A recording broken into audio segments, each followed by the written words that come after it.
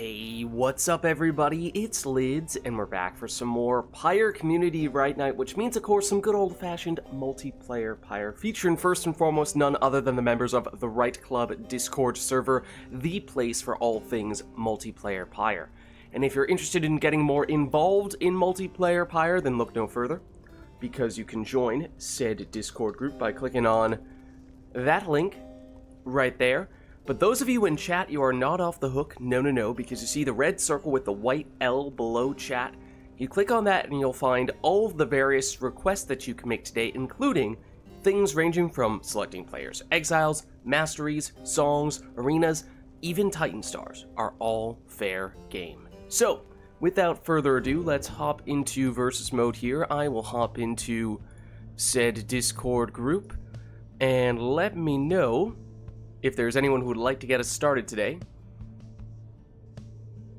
Rotor may be able to get us going. Okay. I do see some cackling imps as well. What's up, Macaws? How's everybody doing? Lilac, Veiler, Murph, good to see you all. Let me set ourselves back to our defaults here. There we are. Double checks to see if his controller is still plugged in. It's not. We are Gucci. Murph is cackling.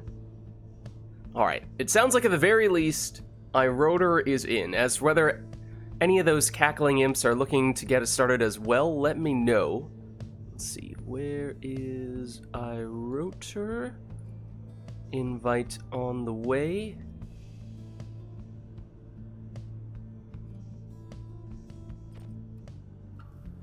And of course, if there is anything you guys would like to set us up with for our first match of the night, that is also fair game.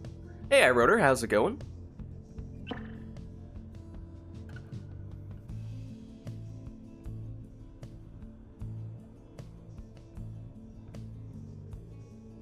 Is there anyone else who would like to face off against Rotor? Murph, ready to go? Awesome. Let me track you down. Are you showing up on Steam? Give me a second. Okay, no worries. There we go. Let's see. There you are. Perfect. Okay, invite should be on its way. I got it. Perfect. What's up, Camilo? How's it going? So at the moment, we remain requestless, which may be intended. Maybe we're looking to give the players a little bit of time to warm up here. It will be our first match of the night, but that's up to you guys.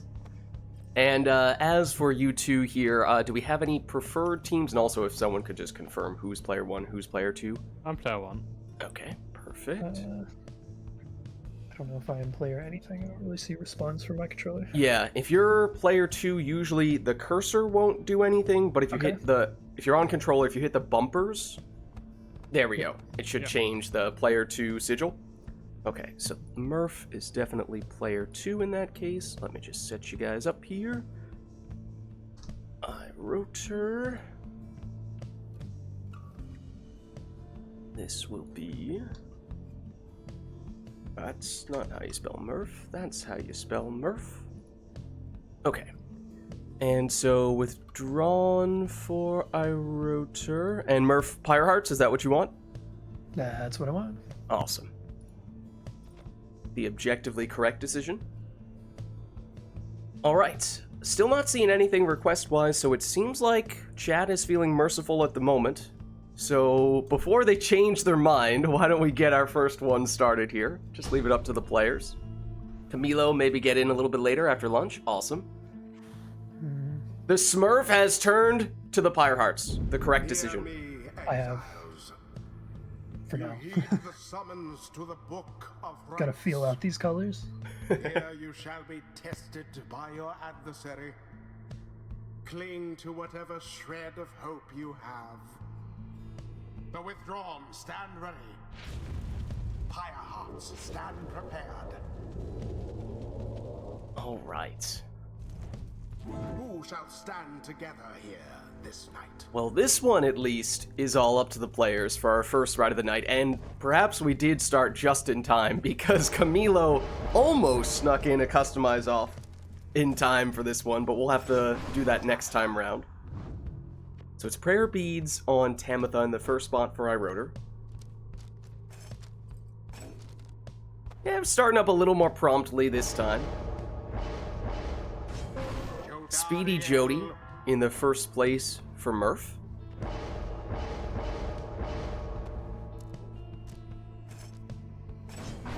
Webbed Lanthorn on Raji in the second spot for iRotor.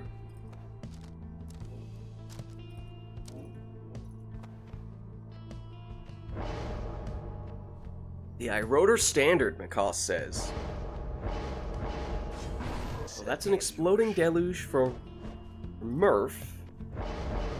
Now, I think this is the quintessential iRotor pick. It has to be Viz Paleth.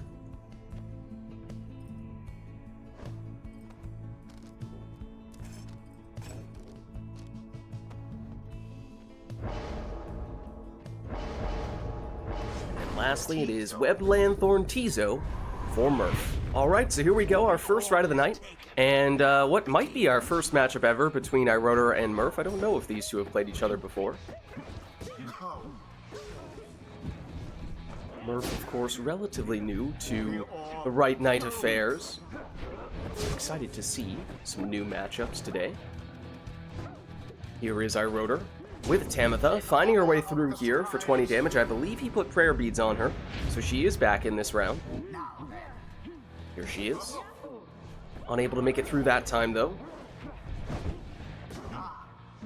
Viz Paleth versus Jodariel. Viz Paleth with those banishing throws, and they are very dangerous, both from a banishing standpoint, and then, of course, right after that, quick throw in for a 30 damage score.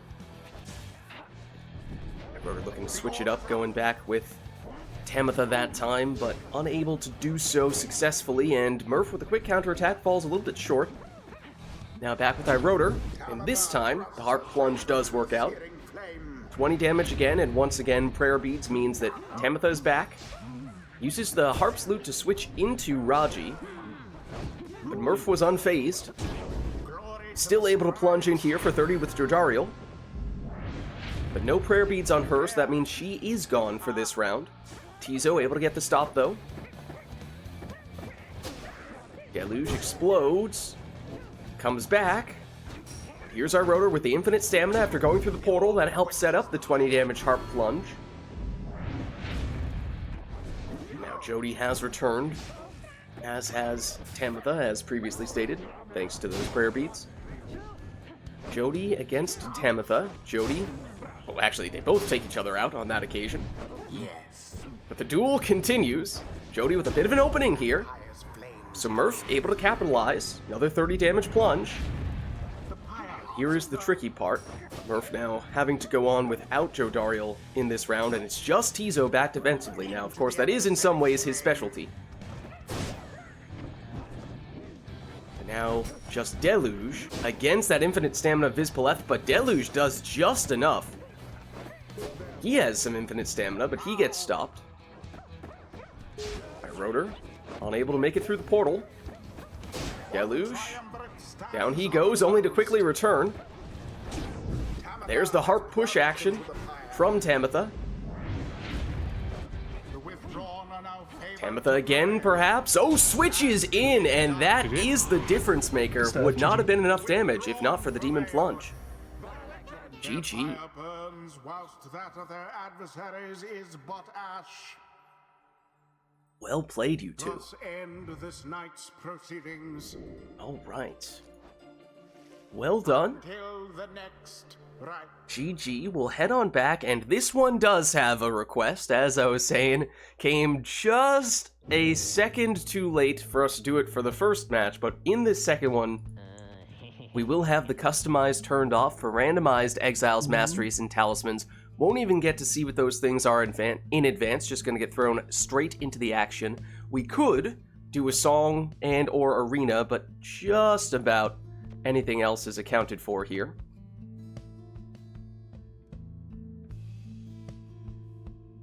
Murph, who did you play against last week? I don't remember. Also forgetting. Yeah. I played against Lilac a little bit. I was gonna say, I feel like it was at least somewhat. Oh, Phaler, I think, might have been the other person. Yeah. I think Lilac and Phaler, but not. You two have not played each other before. Is that right? No, I've not played iRotor. Okay. You definitely didn't play me before. Okay. Well, that's always exciting. See new matchups. Will of the Scribes is the song request. Yeah, Phaler and Lilac, I think. I think mostly Phaler and a little bit of Lilac, if I remember correctly. Yeah. All right, but I think we're good to go here now. See what the Will of the Scribes is this time round, what with the customize off. The withdrawn shall It's the Spring of Jomir. It's Demon, Cur, and Worm for iRotor. It is that a Yeah, Savage, Nomad, and Imp for Murph. Of course, other details to be determined. As we see both players mess around a bit with their salutes to see if they have any of them, and don't think Murph did, but there's a chance. Oh, huge Celestial Spike from iRotor, and almost single-handedly sets up the score, although it takes a little bit of time, almost enough so for Murph to get a defender back, but still, 30 damage plunge from Iggy nonetheless, but a quick answer, 20 damage plus 10 leech on that plunge, and that means we're tied up at 80 here. But neither player had the prayer beads, and so in either case, the plunge meant they were down one player, and now that means that makes it more likely for Murph to find himself in this sort of situation with no defenders back, but Lendl does return, as does Tizo. One could argue this is a fairly defensive team on Murph's side with Lendl and Tizo, Nomad and Imp. Of course, as soon as I say that, Tizo and Murph trying to disprove that statement. Very dangerous portal placement, but now no one back, at least until Tizo makes his return. And he does get the stop. Of course, with the customize off, we don't know exactly what the setups are, so maybe if we're used to seeing characters built in a certain way, that isn't necessarily going to be the case here. Murph defenseless. Is Iggy quick enough, just barely, to get the 30 damage throw in there? But we know that Murph has some leech potential. That can change the math. Oh, and the quick counterattack, though, from iRotor. 30 damage plunge, and that means one score could be all that he needs now. That is, of course, unless Murph gets additional leech, or Murph has an unexpected source of rekindling with the RITE Light Talisman. It can happen with customize off. We've seen it happen before. It doesn't show itself, of course, until the very end of the match, and so you never really know for certain unless you've confirmed what all the other talismans are, but there is no rekindling, and so with that score, iRotor takes the win. GG. As though the scribes themselves stood by their side. The rite is ended. Well played, you two. Alright. Let's head on back. Till the stars. Randomizer giveth, and it taketh away as well. Well, let us know if there's anything we would like for the next one. That was customize off with the Will of the Scribes. But nothing lined up yet for this go-round, unless you guys say otherwise.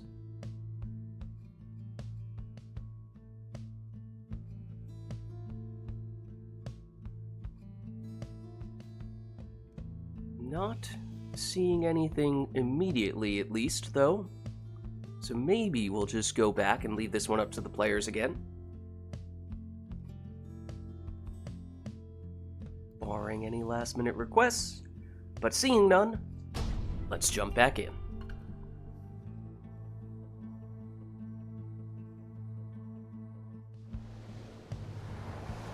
The withdrawn shall confront. Thanks, Camilo. Catch you later.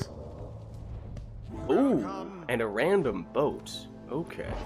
Oh, I feel like, weren't we saying we were going to teach Murph the ways of the boat magic last week, and we never got around to doing that? I mean, I feel like I understand them a bit better. Okay. I played against Camilo. Okay. But Maybe still Well, not good that is enough. probably a step in the right direction, Pick just demon, based on yeah, the that setup. was a pretty good step.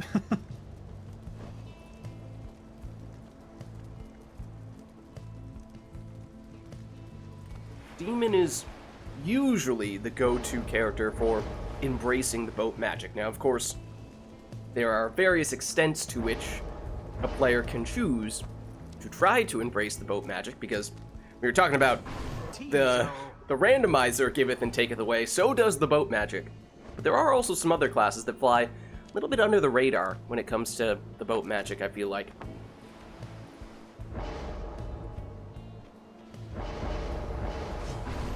Well, there's a Titan Tooth Pamitha.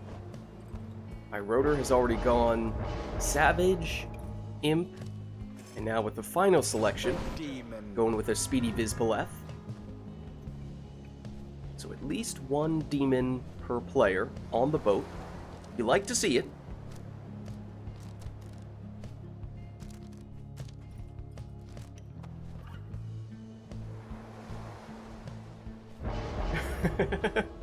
The Titan Tooth Harp, I mean, it's one of those things where once you realize just how useful that Titan Tooth is, it's hard to shy away from it. And there's a Typhoon Bottle on Headwind with the last choice from Murph, and here we go. This one all up to the players on a random boat, and Iroder gets us off to a quick start with a 20 damage plunge from his Savage, and does have prayer beads, so Almer is back, and he's back in for another 20 damage. Saluting and teleporting to the orb for the quick opening, but this time, Murph is up to the task. Has it with Pamitha here, but down she goes. And I rode her with a relatively dangerous portal as well.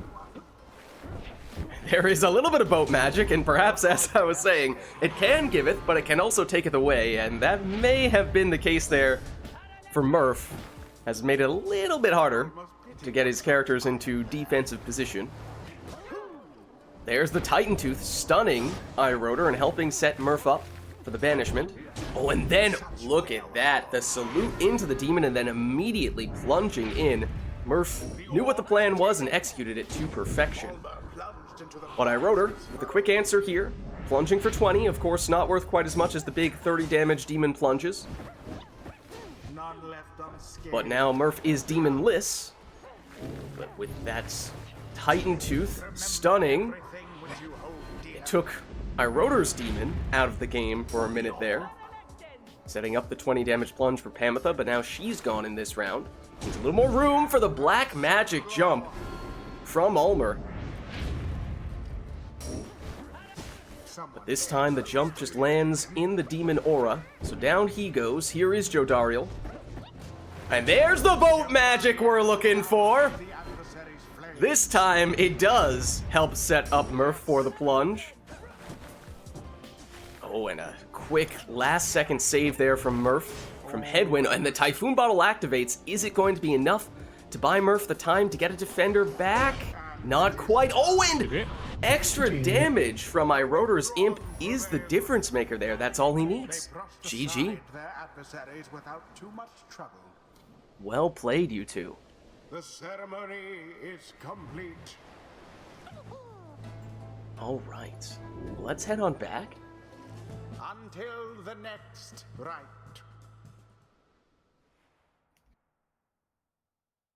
All right, and let us know, chat, if there's anything we would like to see for the next one. That was all up to the players and a random boat, but it turned out quite well. Some interesting boat magic on either end, and both the positive and the negative sides of that magic.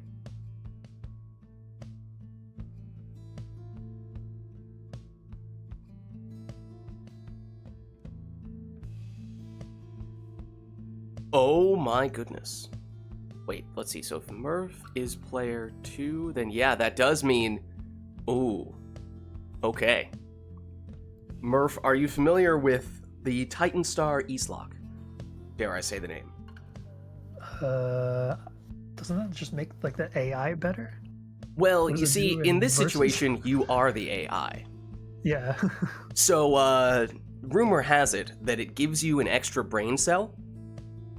Oh. Okay. So, you know, with that great power comes great responsibility. I just need to let you know that.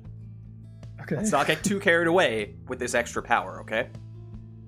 I will use it well. And then we also have a talisman request. Choose the talismans that would be good ingredients for a soup. All right? Some room for interpretation there, I suppose. And then I wrote her whether this is in response to the soup request or not, I don't know. But he goes in with the Dread Design song. All right. I think we are good to go then. We just need to set up Murph with the extra brain cell.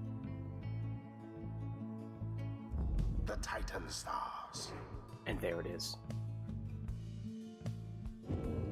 Results may vary. It can be used for good or for evil. Versus the Pyre hearts. Cursed soup, perhaps. Welcome. Alright, so talismans based on Shall soup conduct ingredients the rites. is the other outstanding request. But the characters and masteries, those are still up to the players here. Not sure what they will opt for their soup. No, Lilac, that would be far too powerful. The world isn't ready for that.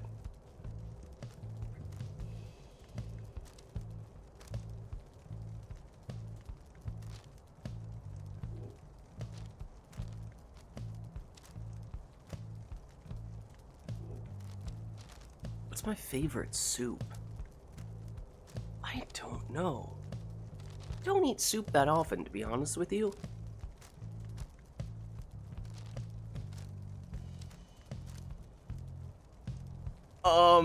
Well, I hope that the players don't have to resort to doing that, Ari. I know there may not be that many great options, but I'd like to believe they would opt not to go in that direction. I can think of one loophole that could open up quite a few more options. But outside of that, I think it would be fairly limiting here. 'Cause there really aren't that many things you would probably want to put in your soup.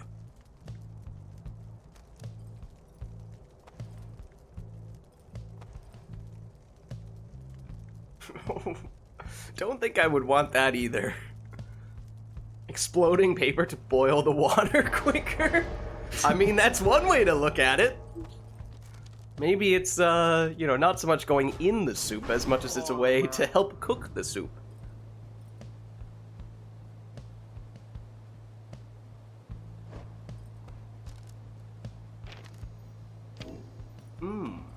Oh, this is interesting.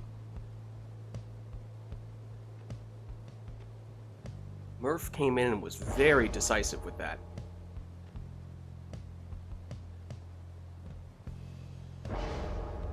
Do you know the exploding sapling tag? Were we I did talking not. about the exploding I did sapling? not really I'll try know next the game. saps. Can show you next game. It was better if you see it. Okay.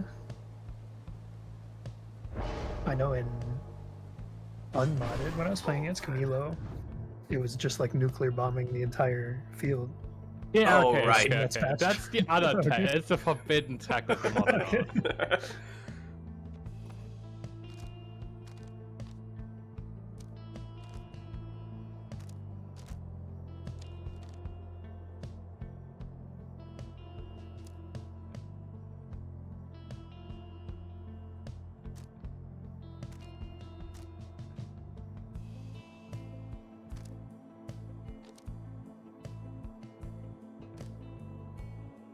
Yeah, I would like to clarify, given some of the things that people are saying in chat, I would like to clarify that the talismans are the only thing going into the soup here. The characters are not taking part in / an ingredient for the soup. Just to make that clear.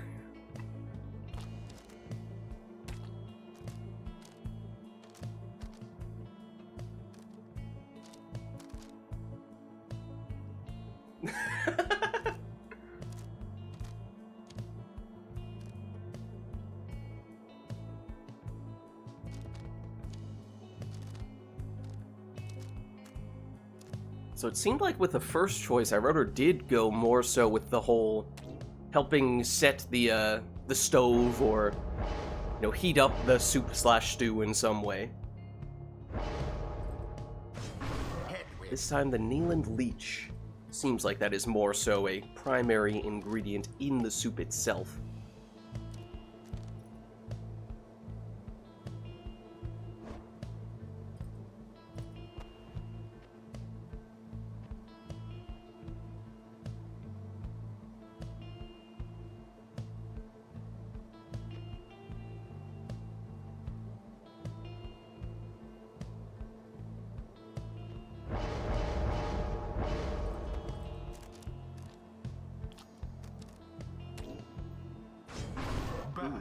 Lots of legendary talismans. I'm not sure if this is a coincidence for Murph. I mean, it could just turn it into a legendary soup.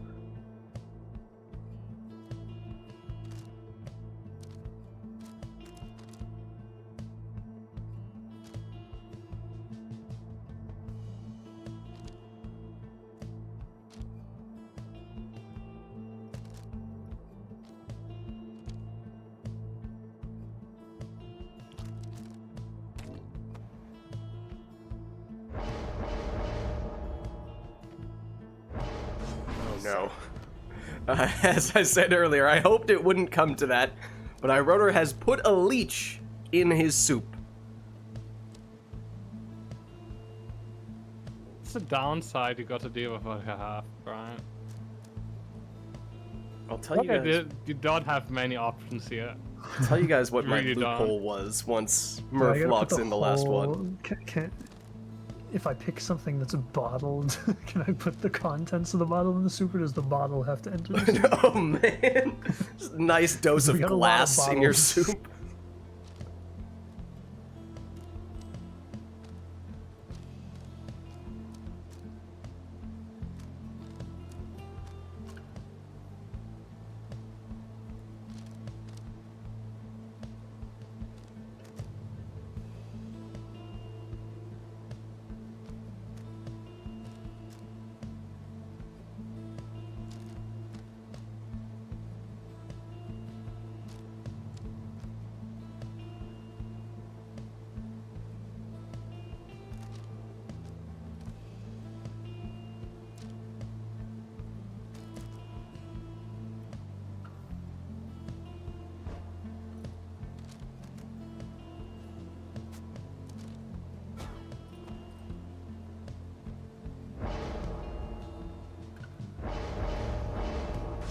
Alright, and Murph locks in the final soup ingredient.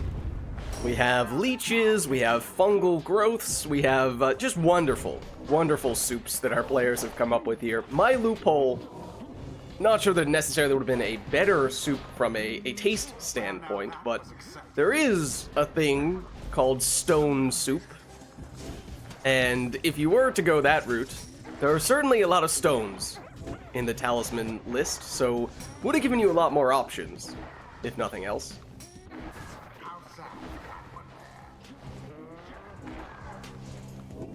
Here is iRotor with Palmas. At long throwing range, unblockable from some distances. As for whether this is close enough for that to be the case, that's not clear while Palmas is down, so not that we'll be able to confirm this time round.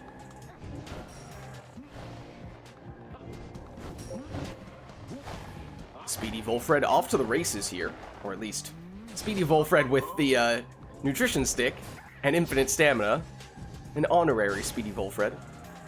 Orb inadvertently hits the Pyre of Murph and bounces back out. Murph recovers. Tizo. Blocked. Now has it back. Down he goes. Palmer. In he goes. That's a 20 damage plunge, but no prayer beads for anyone. I don't think that was a soup ingredient of choice. For what it's worth, prayer beads are seeds, dried seeds. So that was, I think, something that people often forget and could have been a good soup ingredient, but no one went that route. So it's a 25 damage throw this time from Palmas. Oh, and obviously, of course, whoever wins this right will prove that their soup ingredients were superior. That goes without saying. We will see which soup is best. So the stakes are high, make no mistake.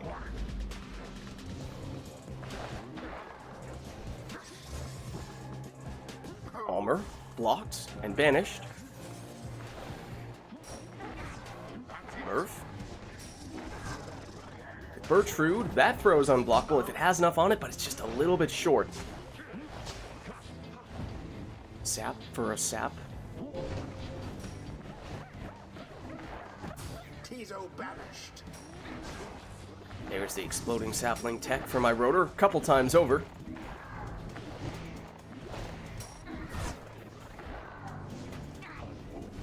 My rotor moving in. And from this range, one would have to think that throw is unblockable. Gets it off for the full 25. Now, of course, both players do have saps, so there may be some rekindling at play here, and with one more score, we may be about to confirm that. I believe we saw Murph go all the way down for the maximum rekindling, if I'm not mistaken. Good. Well timed on the shield. Palmas. Goes down this time. Tizo. Down before he can get the throw off. There. Edwin. Elusive. But not elusive enough. Volfred straight in with the nutrition stick.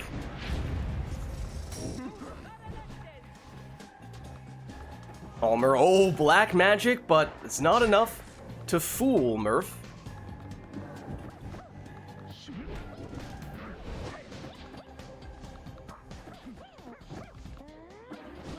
The orb is up. Oh, Bertrude, right, with her ability to cast through the walls there. Might have been the difference maker, allowing for that extra banishment.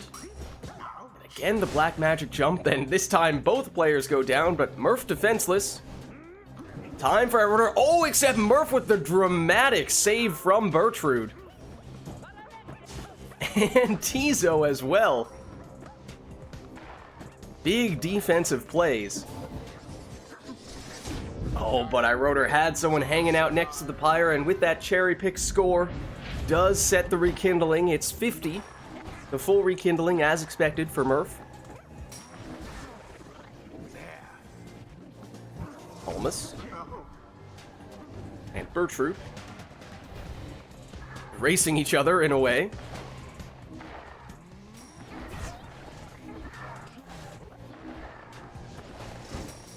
I'm not sure that Murph meant to go through that portal there, but now has the orb, and now probably did want to go through it. And Bertrude, able to plunge in here for 30.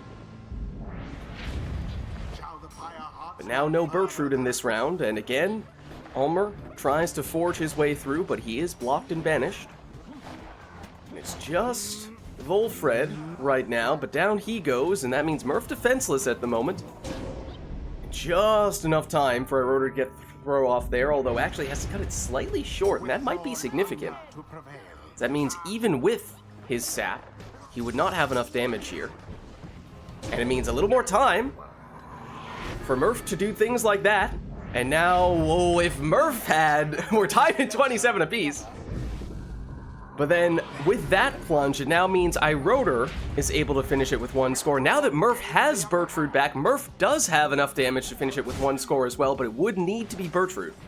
That is, of course, assuming that Rotor does not have any rekindling, which we've not yet seen one way or the other.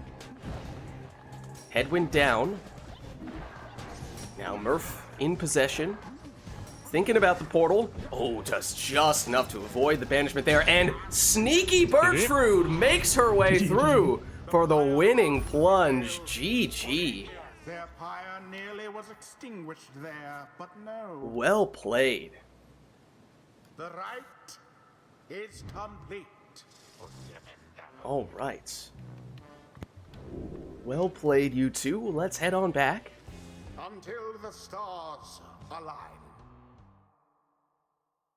Always like to see those sudden death matches. And let us know, chat, if there's anything we would like to do for the next one. That was talismans based on soup ingredients. Was the twist. Yeah, I guess the legendary soup tastes better. That's true. That's true. Now confirmed, legendary soup is the way to go.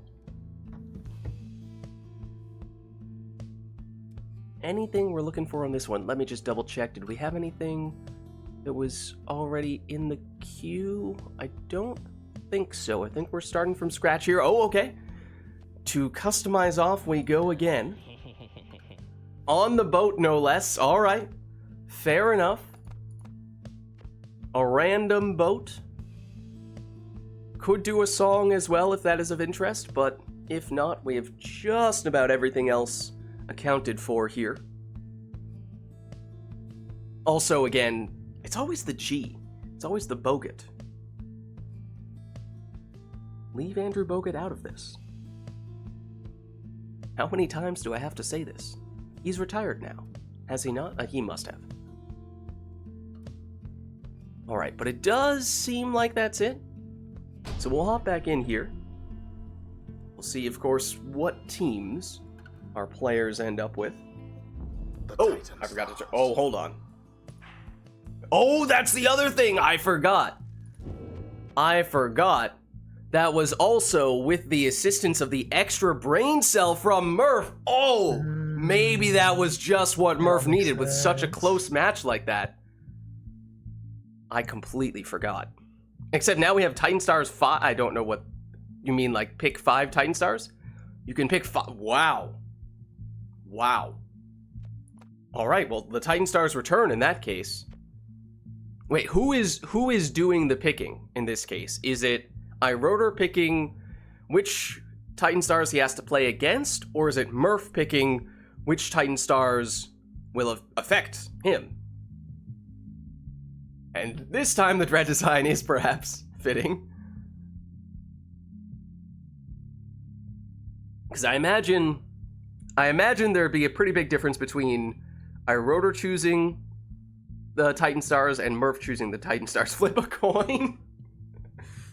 I think it's a pretty dramatic difference, depending on who is the one choosing those Titan Stars here. Yeah. Let me do an online coin flip. Okay, so who would like to, let's see, iRotor, you're player 1, so how about we have you call which side of the coin you would like, and then I'll flip it. Do you want heads or tails, iRotor? Heads. Heads? Okay, let's see. Coin lands on tails. So it is Murph who will pick the 5 Titan Stars in that case. Oh, okay, here we go. It's 2 for iRotor, 2 for Murph, or well, 2 for iRotor, 2 for Murph, and then the bonus 3rd or 5th, but describing this the worst way possible. On net, 2 for iRotor, 3 for Murph. Murph gets the extra choice because Murph won the coin flip. That makes sense, I think. That way it's... I mean, if it were all one person, I think either way it would have been pretty significant factor there. Okay. So, 2 choices for iRotor, 3 choices for Murph. 5 Titan Stars total. The Titan Stars.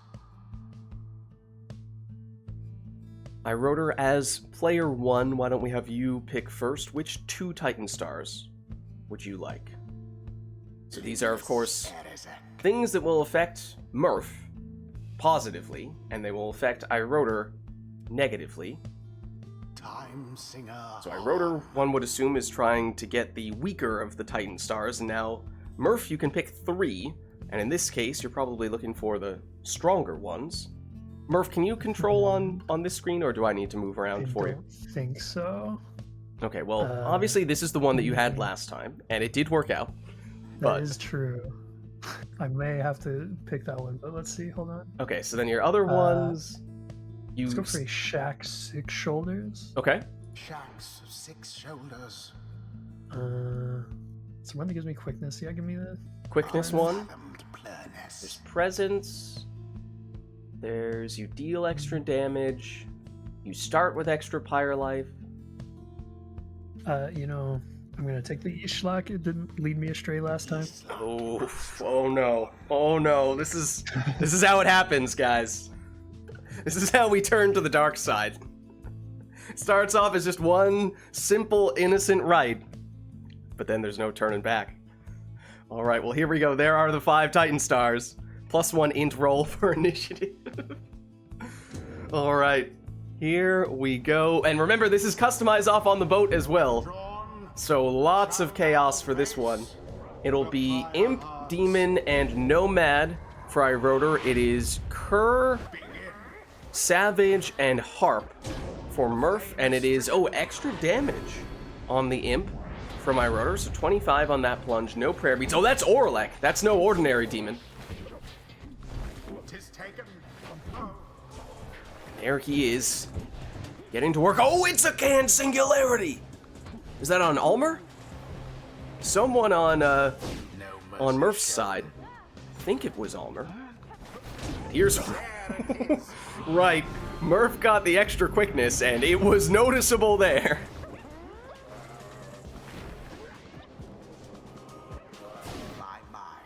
Oh, and wait, the built-in explosions on which person, though? Is it on Tizo? Wait, Vengeful... No. Lendl? Do both players have someone with the Vengeful Vow? It's a lot of Vengeful Vows going off. But there is the 25 damage plunge from Orlek. Wait, Orlek has prayer beads?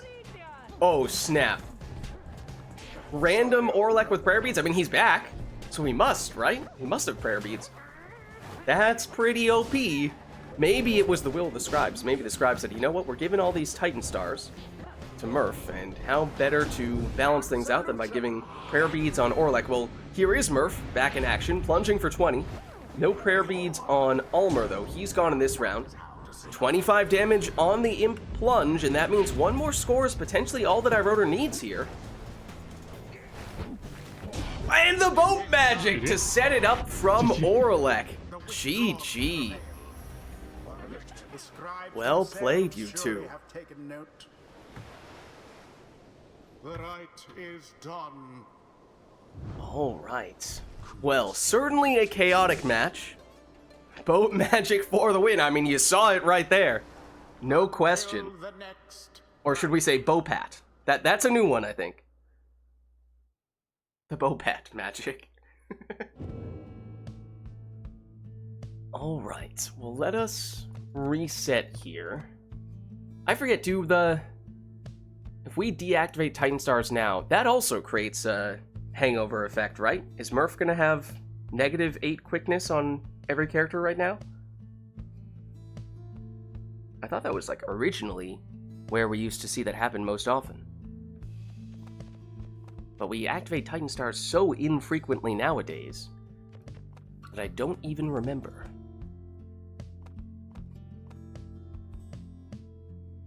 Maybe just to play it safe, we'll just quickly start a match and then go back and restart a new match so that whatever hangover would have taken effect is not actually going to happen. The withdrawn. There we go.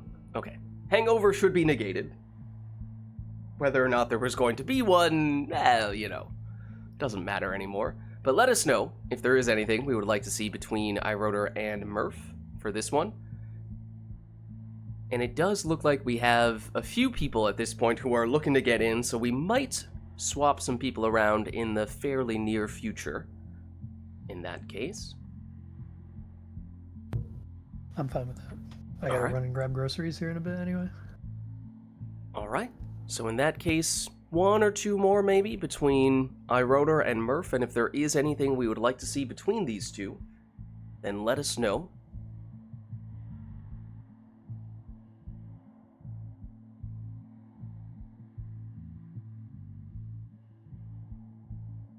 But of course, we have had a lot of different requests. Oh, hold on. I was going to say maybe that means we leave this one up to the players, but Lilac needs a minute to type it out. Okay, so this one might be a little elaborate. We'll see. I want to see the gamer's game. We've had some very good games between these two thus far.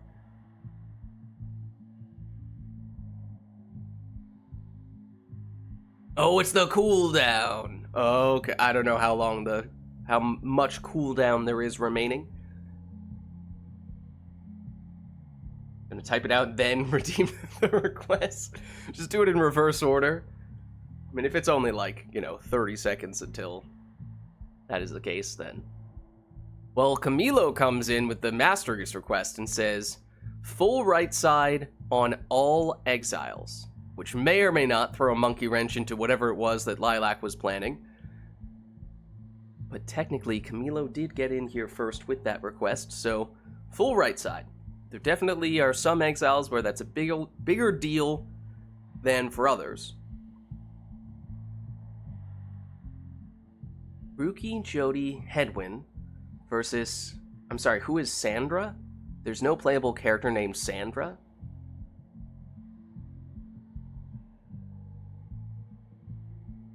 And let's combine them if you want, then... Yeah, this should be combinable. I'm not sure if we want 1 or 2 more matches, but if we do 2 more matches, then I want a request for that one? Afterwards. Okay, so this one, if we're combining everything, it's all right side masteries for everyone. And it's Ruki, Jody, Hedwin on one team, so the original 3, against Snadra and 2 Beyonders, which are those modded, among those modded characters. Snadra's theme for the music, hers is Forbidden Knowledge. Yeah, that works. It was just one of those things where, at this point, several years ago, someone... Yeah, Baylor, would you like to? Was it typing? I thought it was someone said it. I thought I remembered someone saying Snadra rather than Sandra, and then it just took off from there.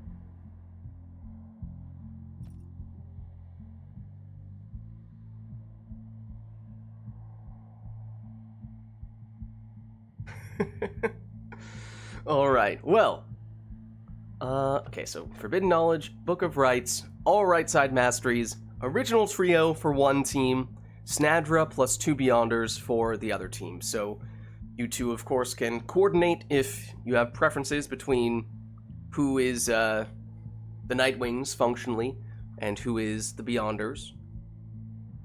I suppose with iRotor picking first, it will otherwise just be up to iRotor to make that decision.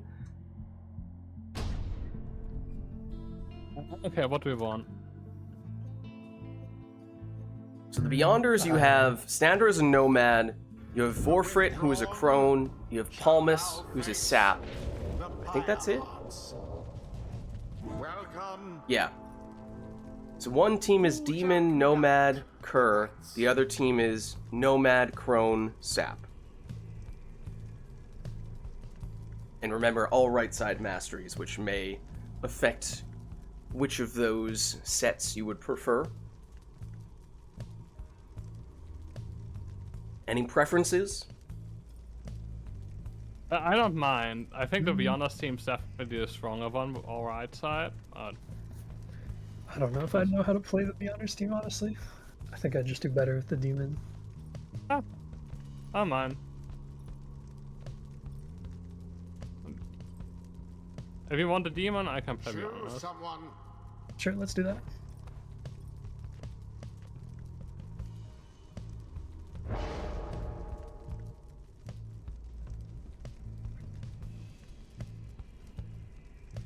I think Nomad first. I think that's in the spirit of the request, even if it's not the best.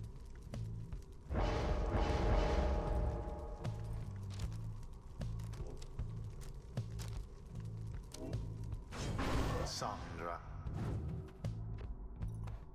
Alright, so that means Beyonders for iRotor, all right side masteries.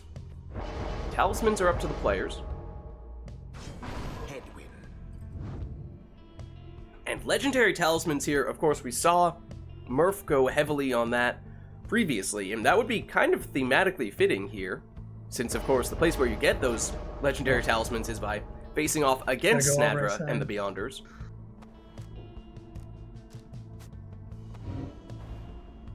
forgot for a moment. I mean, it's not even a bad combination. Yeah, it's still pretty good.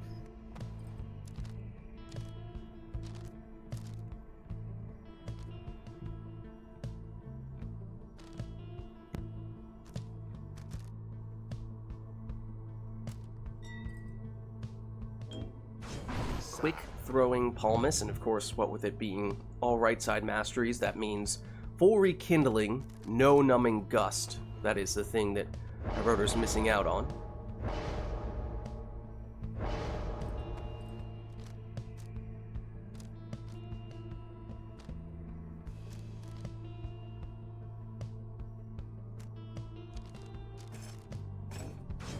Now, Speedy Jodariel in the second spot for Murph. Of course, we know who the exiles are going to be. That's also disgusting. All right side Kron. Yeah, you get the Crone salute. That's obviously a big deal. I got the speed. That's a big idea. Yeah, speed as well. I mean, you definitely see people take, well, maybe not entirely right side Crone, but at least 3 points on the right side is very common. All right side, so you don't want to pick prayer beads. Yes, I see that now. It kind of cast rookie. forces Murph into a more defensive Kerr playstyle than you tend to see. But here we go. Beyonders against the OG Nightwings. Oh, big explosion there. Wow. Takes out the entirety of Murph's team, and that sets up a 25 damage throw. Now, of course, we're used to oftentimes seeing that the Crones deal 30 damage whenever they score, because so often we see people take both the first mastery on the right and left side, but that is not always the case, as we're seeing here. Into the adversary's flame. Rookie No has the explosive temper. Doesn't need it there, though. All he needs is the single banishment, and that sets up the 20 damage plunge. And he has the built-in prayer beads, which is not something we see very often because people so rarely go all the way down on the right side of the Kerr tree. That means Rookie is back.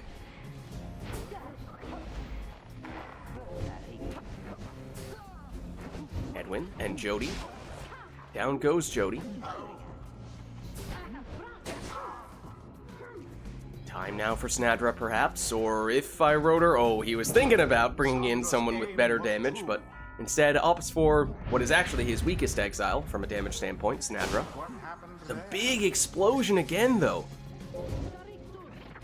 This time does have time to get a little more out of this. 25 damage from the Crone throw. The Pyre heart seemed to be falling behind. Those team shields. It's another tool that iRotor has in his toolbox. There are some creative ways to get use out of that. Jody with the banishment, but then gets banished. Room perhaps for Headwind, though. Down he goes. Rookie recovers. But Murph loses the exile before he's able to step on the portrait, so momentarily defenseless, and in that moment, iRotor able to pounce. There's the shield, except Murph, oh, saw it coming the first time, but iRotor breaks it back out. And that sets up the Snadra 20 damage plunge. The rite is nearly ended. Oh, and there's the Crone salute. Not much that Murph can do to stop it, and with that throw, iRotor takes the win. GG. And what a crushing victory it was. Well played, you two. Thus end this night's proceedings. Alright, well let's head on back. Until the next rite. And if you guys are up for one more, iRotor was saying maybe we could do one with, with no arena, exile, talisman stuff, just keeping it simple, all up to the players.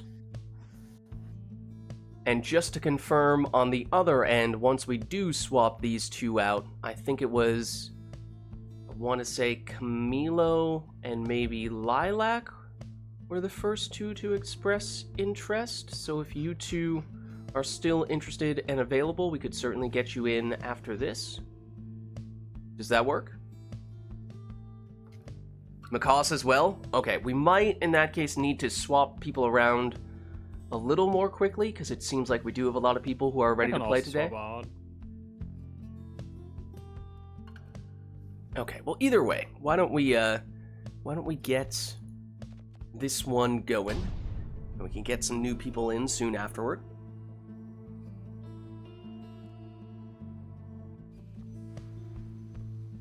The withdrawn shall So we're at the Glade, and this one all up to the players.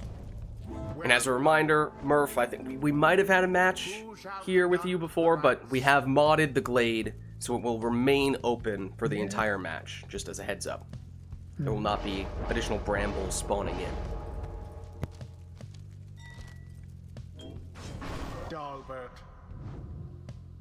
So it's Dalbert in the first spot for Iroder. Now, Prayer Bead Stowaway in the first spot for Murph.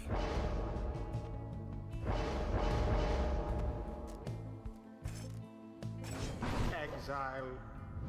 Web Lanthorn Raji, second spot for Iroder.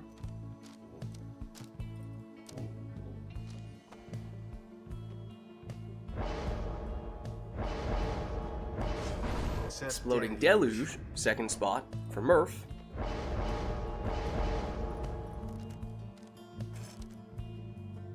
Now Iroder locking in the full Fate team with Prayer Beads Almer. And the last choice for Murph.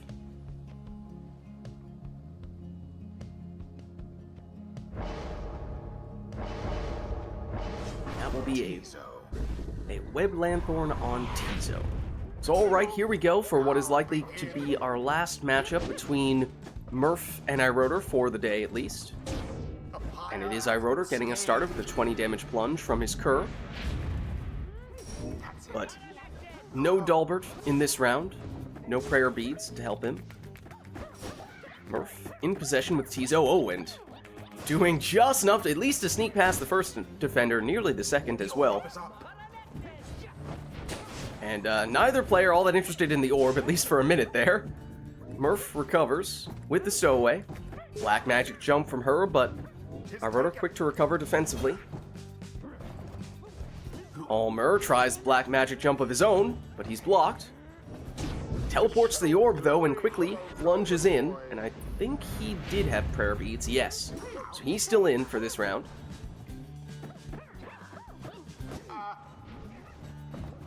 Dalbert. Oh, banishing throw with the shooting star. And that one might have been intended as another banishing throw, not a score, because it was only 8 damage.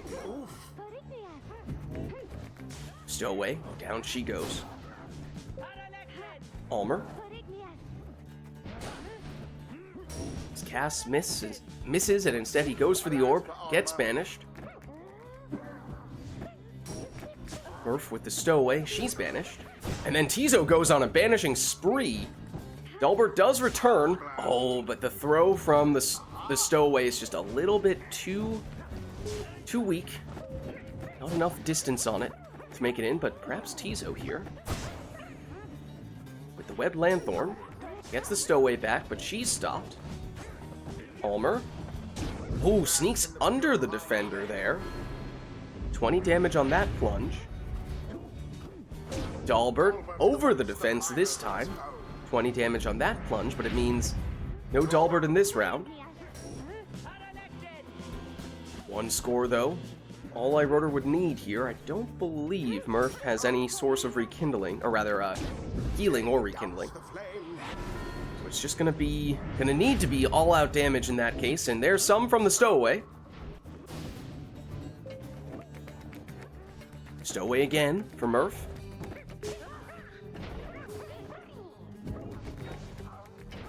Back with the stowaway. This time she's banished. Murph has it back with Deluge. Stowaway back in. And with Prayer Beads, she will be back.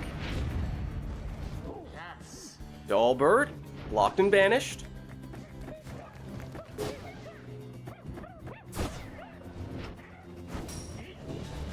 Alright, Rotor.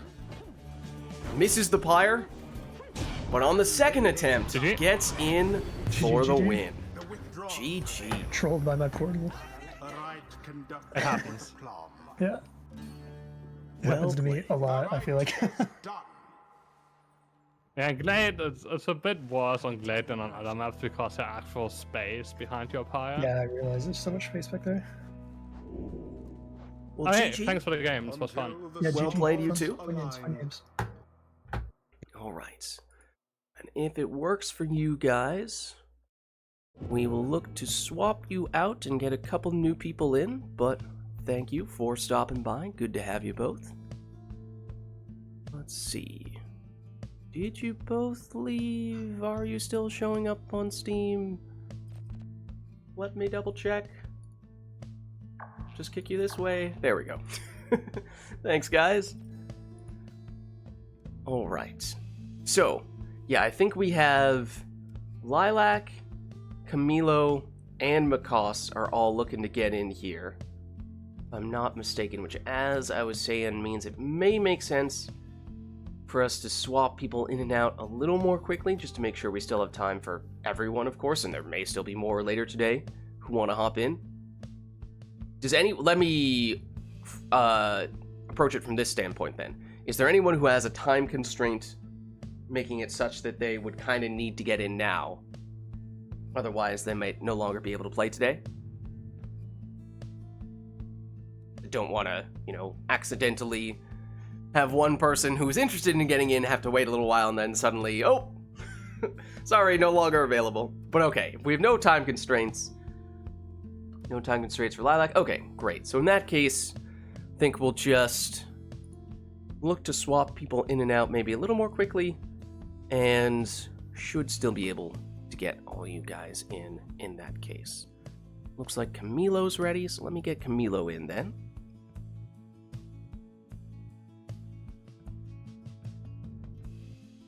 And then, Camilo, you are on controller, right? I think I just want to make sure, obviously, that we don't end up with keyboard and mouse against keyboard and mouse. I think, Macoss, you're usually on controller as well, right? Lilac goes keyboard and mouse, but I don't think we're at risk of pairing up keyboard and mouse against keyboard and mouse, so I think we're all set there. Well, we should be good, and I have a controller here just in case. Okay, perfect. And it's been a little while. How's it going, Camilo? Pretty good, pretty good. Just been a little occupied. All right. Well, I suppose then, given how it seems that both Lilac and Macoss, you guys have some flexibility, if either one of you has a preference between getting in now versus getting in a little bit later. I mean, I don't really remember who expressed interest in what exact order, to be honest. Usually that would be the way I would go, but I suppose if someone would like to get in right now, we can certainly do that, and for the other person, as I said, we'll just get you in the near future. Okay, Macoss is saying, Lilac, you're welcome to go in first if you'd like. Lilac, are you good to go now? Does that work on your end?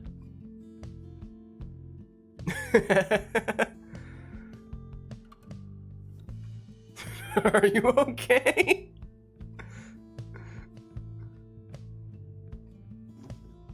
Just sleepy today, I hope? Oh, Okay, gotcha.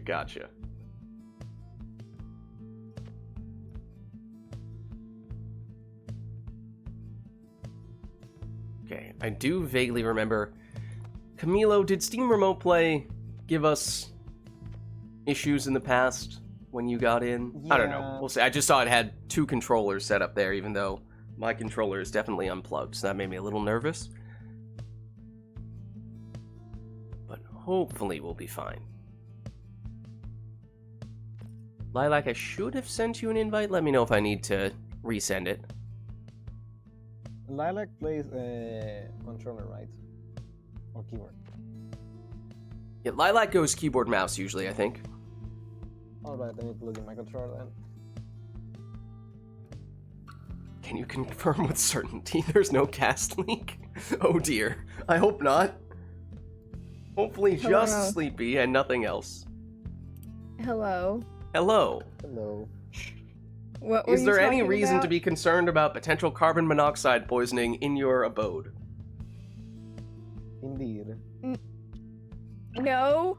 Okay, good, No. good. Just Also, making I was gonna sure. say, sorry, I'm late. I had to go perform a ritual. I Oh. won't ask. A ritual, you say? Yes, a ritual that involves Ritual of one nature. a ritual that involves sending gifts to my friend. Oh, well, that's nice. I can send you the gifts too if you want. It's okay. All right. What triumvirs would you guys like to be today? I already picked mine. Hmm? I already picked mine. I'm the Camilo, you're a little quiet right now. I don't know why. Can you hear me better? Yes. Yes, I Yes. can. Yes, I can. Sorry, I think my microphone is just trapped between my hair. Oh. Wait, what? Pardon? Pardon? I said what I said. I'm not quite sure what you said though. I believe my hair was trapped. My microphone was trapped within my hair. Okay. I'm not. Should I question how that you found yourself in that situation?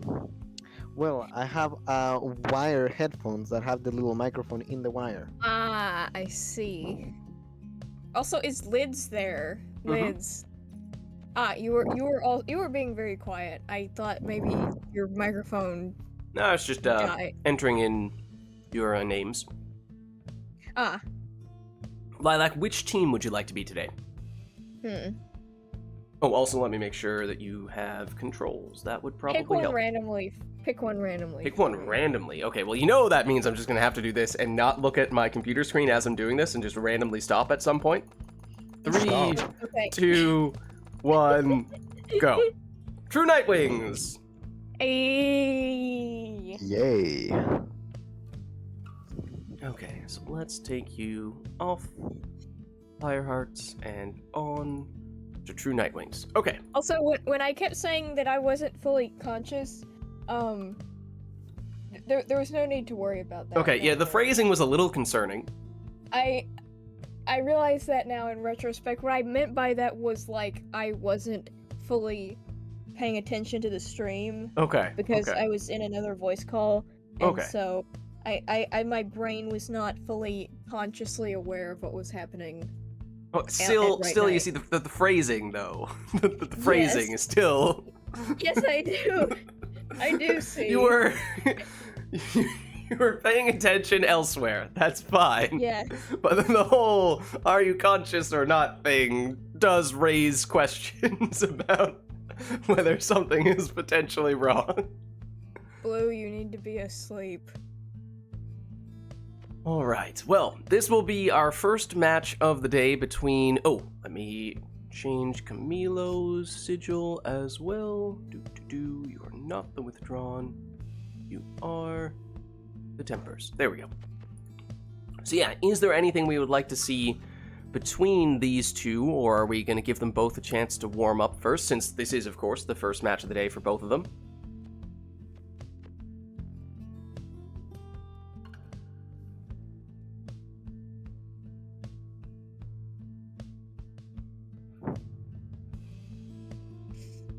Oh. Huh? Oh. What's going on?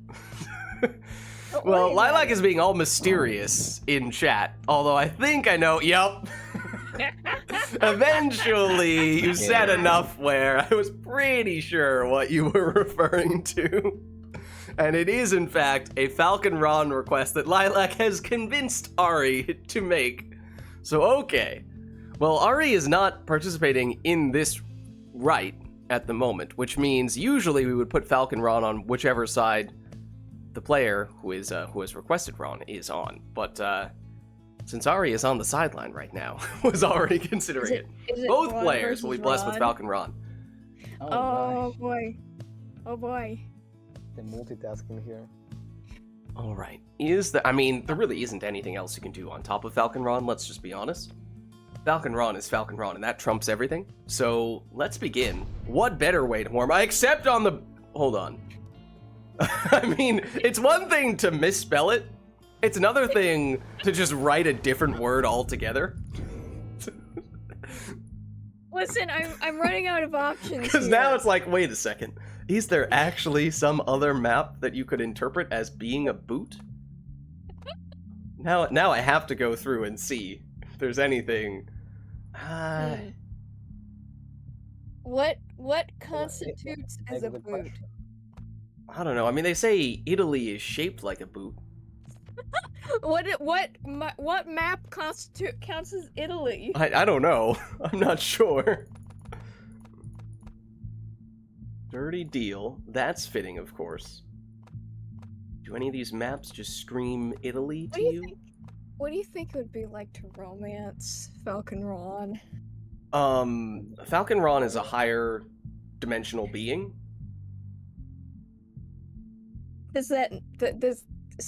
He's not above romance though, is he? I mean, in his eyes, are we just, puny little humans or curs or demons and what have you? He is, he might just be above that. I suppose, but imagine you were on the same level as Falcon Ron. I can't though. He's a higher level of being. It's physically impossible to imagine such thing. Well, I'm going to try and imagine it anyways. Be careful. That might be dangerous. I'm willing to take that risk. Also, wait, this isn't the boat. Oh, wait, what? Sorry, I forgot about the boat. Well, but was it the boot? You didn't request the boat. Okay, you requested the boot. I'll take the imp boot. The imp boot? Okay. But I paid for a boat, and so you did not pay for a boat. You paid for a boot. I have the information right here. I'm gonna pay for a boat next time. Also, Lids, I have a really important question. You can commence the rite, but it's a really important question I need to ask you. Okay, we do also technically have an exile request from Ari to go along with this. Lilac play as mine, yours, and Blue's Blorbos. This does not mean anything to me, but I assume it does to you. Yes, it does. Okay. Yes, it does. Okay. I can work with that. What the hell is that supposed to mean? You don't know what a... Wait, do you not know what a Blorbo is? Do you not know what Blorbo means? I think I don't want to know. I believe I may have been introduced at work rarely, but I don't decide to remember. All Blorbo means is like a character that you really, really like. So like... So why that selection of letters though? Why Blorbo? There are so many ways you could convey this thought. Why Blorbo?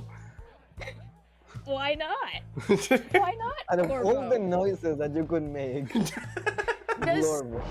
Does Blorbo not convey the emotion that a character like this would make you feel?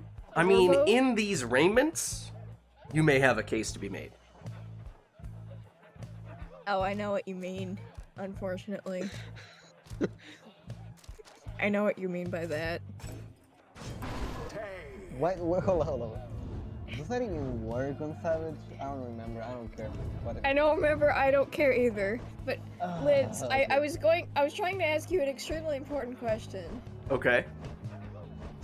So you know Gareth. Mm-hmm. Do you know? Do you know the Muffin Man?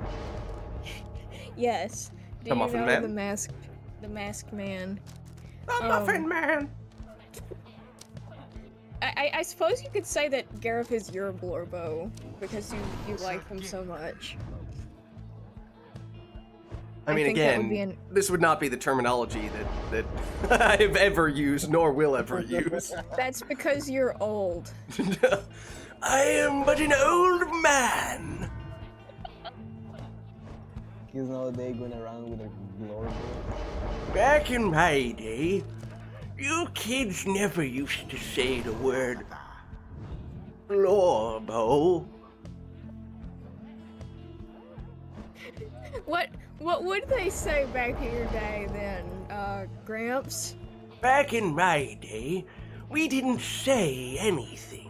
We were too busy walking uphill to school and to work simultaneously every day both ways. Wait, how do you do how does that work? Don't ask What questions! do you mean? Ignatius. I have questions. There. Are you questioning his face? No. Alright, well... I'm questioning how you walk to school and to work uphill simultaneously at the same time, or whatever it is that you said. I'm questioning the logistics of that. Well, anyways, this is our first match of the day between Camilo and Lilac. And it is, big explosion of the sapling variety from Camilo, setting up this 13 damage sap throw, although Lilac took a bunch of starting Pyre life. Lilac, of course, using the favorite characters of several people, The you know, is Blorbos. maybe the way that I would refer to this team The composition. Blorbos. I would probably just say, you know, the favorite characters. The Blorbos.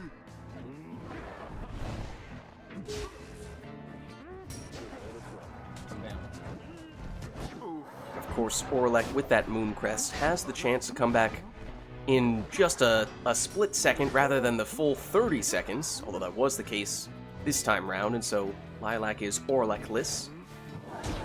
Quick sap throw, again from Camilo, this time for 7 damage. Oh, but Lids. The important question I had to ask you about Gareth. So like, Gareth is a character that, canonically speaking, does not have a face. He does not have any sort of canon design, correct? I mean, that's not entirely true. We don't see his face, but that phrasing implies that he doesn't have a face, which is... He does not. He, as far as we are aware, Gen Z has never drawn a face for him. Is it bad that when you said that, the first thing I thought of was Generation Z, not the person whose name is Gen Z, who is the lead artist at Supergiant Games? That has happened to me. You're good. I've thought the same. Same here. I've thought that so many times. I thought you were just saying, oh, no one in Generation Z has ever attempted No. to draw this character's face, and therefore it must not exist. No. I was like, well, I No. mean... No. I assure you that people in Generation Z have attempted to draw his face. Okay. I assure you of that. So Gen Z has drawn his face, but Gen Z has not drawn his face, if you follow exactly, what I'm saying. Exactly. That's exactly. Fortunate for the Templars. But How comical. as I was saying, how would you personally envision Gareth to look without his mask? Oh, easy. How utterly brazen. Oh, then do tell me. Magnum. What? Magnum. What? Who is Magnum? Not who is Magnum. What is Magnum then? Freedom Watch the movie Zoolander, and you will understand. Okay. The first one. There's a sequel that came out many years later that I haven't seen, and I'm pretty sure is way worse. But the first one, watch that, and you'll understand. Okay, yay. and it GG. is done. GG. GG. The Templars prevail. Well played, you And two. Such a well-conducted victory it was. The ceremony is complete. All right, well, let's head on back and let us know, chat, if there's anything we'd like to see for the next one. Stars align. Everything is on cooldown. Maybe because we requested everything for that one.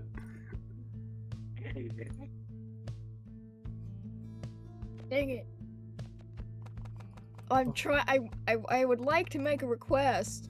Well, But- maybe that means we take a match off for this one and just have the players take their preferred teams, and then in the All subsequent right. match, we can All right. have you guys request whatever you'd like. Mm-hmm. So if everything is on cooldown, then why don't we hop in here?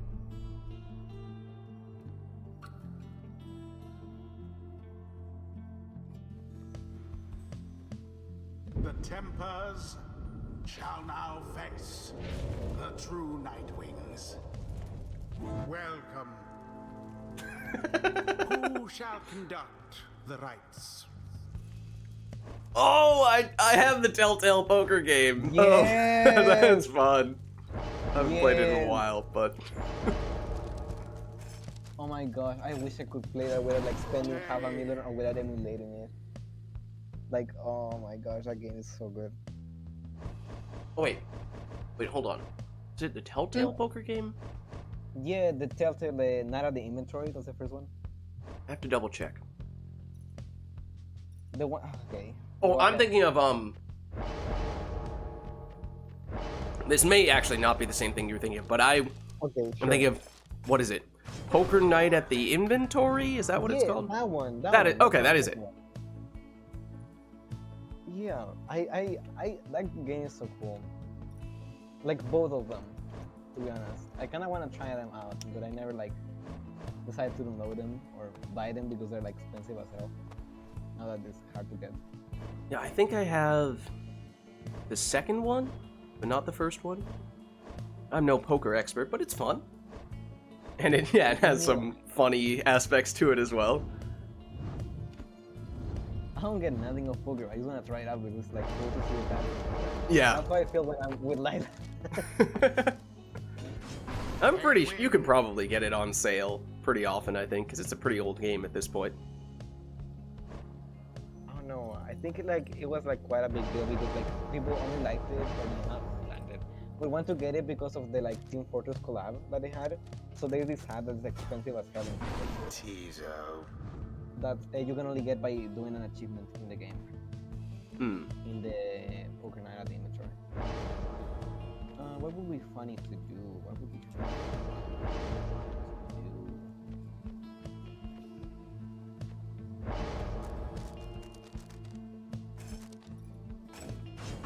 Joe Dariel. I didn't thought you would get it, honestly. I didn't thought somebody would like recognize it. The game. I mean, I think it's really well received. Like, it has a bunch of really good reviews. It's just not... I guess it's not that popular because it's kind of unusual. Ho, commence. Ho. Alright, but here is Orlek for Lilac. Oh, nearly jumping straight in, but Hedwyn had something to say about that. Stowaway.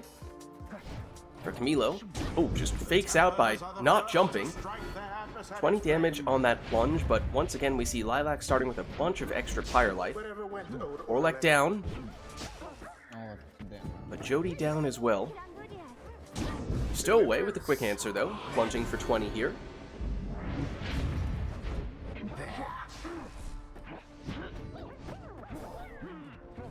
Jody banishes everyone. Time now for Camilo. Oh, well, oh dear. Oh dear. Little pass back and forth, gets the Brazen Banner active, and opts for the plunge, and gets 40 out of it.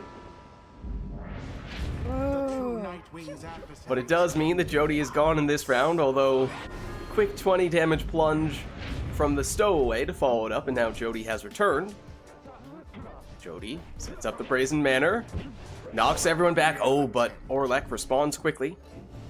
Takes care of Jody. Now taking matters into his own hands, except he gets shoulder smashed by Hedwyn again. A little bit of black magic there from the Stowaway, but it sets up a 20 damage plunge. It looked like she just rolled into the pyre. A little bit of dark arts there. Down goes Jody. Swift recovery. Down goes everybody on Lilac's side. Hedwyn to clean up the scraps, perhaps. Hedwyn's Does just aim that. is true. 20 damage on the throw. That means Lilac down at 25, and it is possible for Camilo to finish this one. It would need to come from Jody. Down she goes. And with that 20 damage plunge, it means Camilo is closer and now could finish the job with anyone. More than a lick of flame remains. But it was not enough, at least not yet.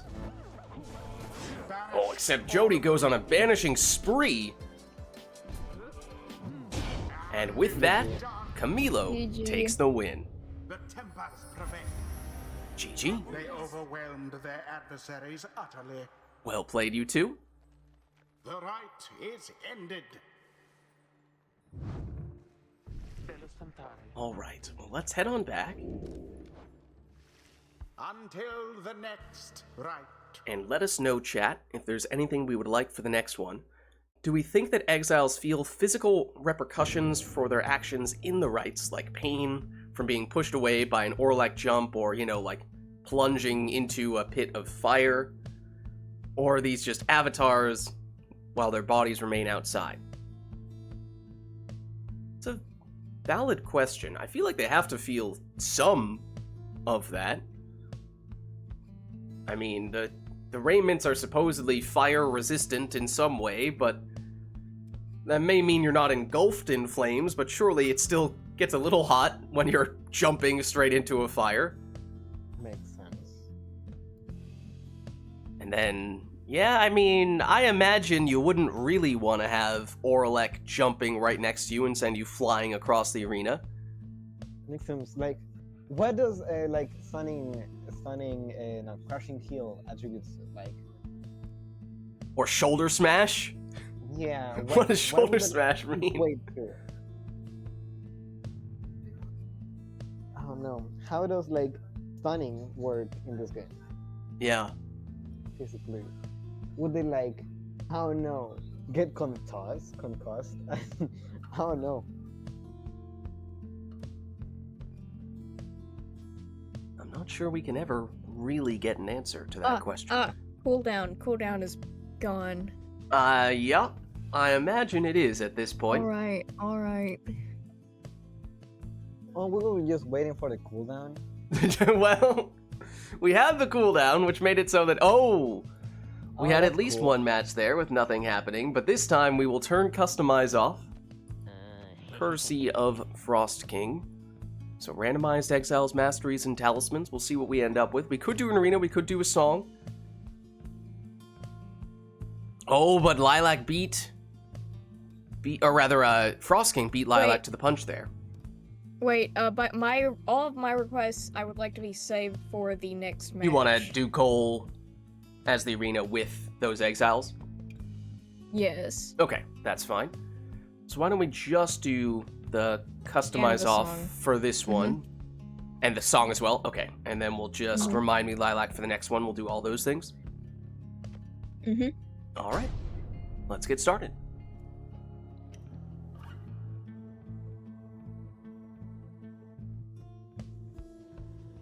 The Tempers shall All right, so take this one we're at the on pit, the true and fittingly, Camilo has a crone, along with a harp and a nomad, and then that is a demon, a sap, and a cur for Lilac.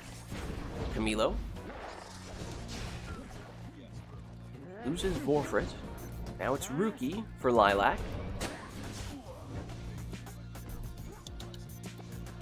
Iggy.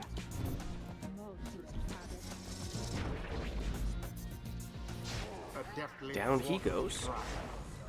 Down everyone goes, in fact. Oh, but Black Hoof on Vorfrit for Camilo. That's not what he wanted to see. And so he uses Vorfrit as a sacrificial lamb to set up a 20 damage harp score. And might continue to do that. Well, if you can't pick up the orb, I'll have to find some other use for you, and Camilo may have done just that. Iggy for Lilac. Oh, down he goes. Yeah. Oh no. Controller kind of is not like working. Oh, what? Controller's not My working? controller- Okay, does it detect it? Let me see if it's still... That's strange. You are showing up here. Also, for what it's worth, I'm fairly certain that was a speedy manly, which is illegal. Let me unplug it and plug it again. Yeah, you want to unplug, replug. I could also try uninviting, re-inviting you and see if that works.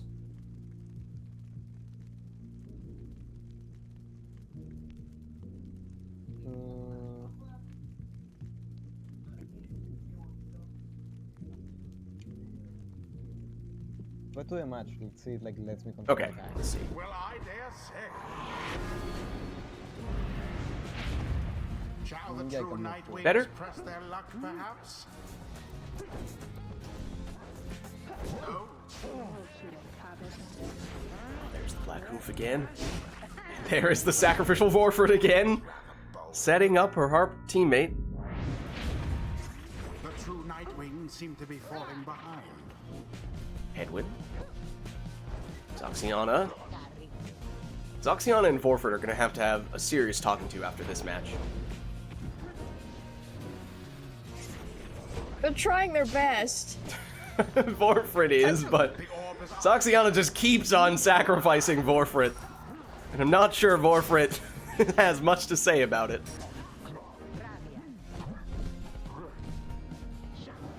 Camilo with the classic throw the orb at my own pyre technique. Sometimes it's so crazy, it might just work. Vorford just can't catch a break. Sucks to suck. Every time Vorford gets sacrificed.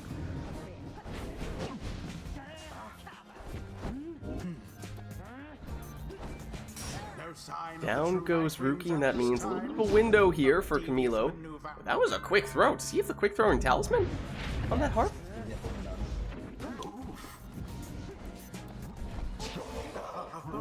Lots of banishments from Iggy.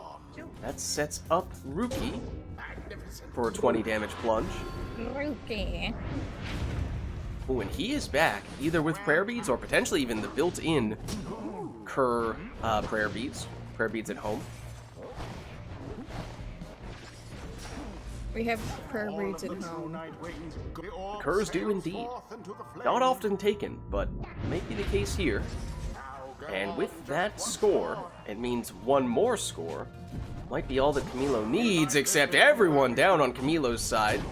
Iggy making quick work of them, and with the Kerr Fang, 38 damage, suddenly we have a one-score game. The tempers are Either player capable of finishing this one, although Lilac does have a sap and may have rekindling, which might change the math here a bit. We might be about to find out. merely a glancing Oh, 8 damage, not enough, although Camilo did have some leech there. In fact, with Oh my 21, god, no! it means Oh my only, God. oh well, Iggy or Manly would potentially have enough for Lilac here. Oh my Rookie would God. not, Oh my though. god. No! Camilo back with Zoxiana. Changes the side. Oh, goes with the pinball technique. Here's Iggy. Definitely would have enough damage. Of course, there's a chance that Camilo has built-in rekindling from the right light talisman, although we do know at least one of Camilo's talismans already, that Black Hoof. No! Could this be the opportunity for Camilo? But the Black Hoof just keeps on getting in his way. Oh my god. He can't pick up the orb with Vorford, even if there's no one there to stop him. Headwind! the flames. There is rekindling. It's 10. And with that headwind score, Camilo gets a little bit of health back. It's 28, which means would still be possible with Iggy Oh at my least for God, Lilac to finish this, but it no! would only be Iggy with enough damage. Oh my god! Zoxiana, pinball technique again. The throw Oh intercepted. my god! No! She has it back though. She's Oh banished. my god! A bit of a Down goes Vorfrit. Speedy Manly. Ugh. Iggy, shoulder smashed. cry now. Jesus Christ. Zoxiana. Throw intercepted. Iggy has it back, but he goes down. Zoxiana again. Manly gets banished. Soxiana GG. throws it in GG. for the win. Prevail. GG. Yeah, Vorfrit. Very similar name on the Beyonder's Crone. The rite is complete. Well played. Until the next GG. rite. And yeah, spelled the way that Frost King spelled it there. So you could see just how similar it is. Alright, well, we did have the series of Lilac requests for this one. It was Exiles for Jody, Rookie, and Headwind, so the original Nightwings, against Lendl, Headwind, and Snadra. So original Nightwings against all Nomads. The arena would be the Ridge of Goal, and the song would be Path to Glory. So a bit of an Accusers theme here. And that covers almost everything here. Let us know, I guess, if there are any mastery or talisman aspects we would like to add to that, but otherwise, we've accounted for just about everything.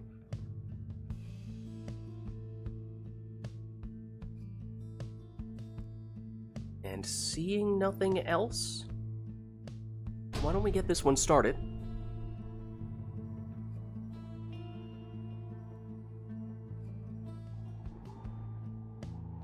The Tempers versus the True Nightwings. So one person is Welcome. playing as the Nightwings, the other is playing as all Shall Nomads. conduct the rites. Or The original Nightwings, at we least. wanna be Lilac. I would like to be Nightwings. Alright, that's...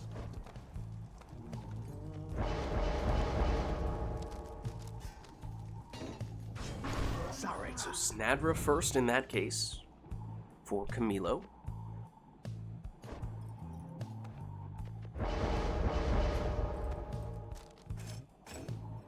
Speedy Jody first, for Lilac.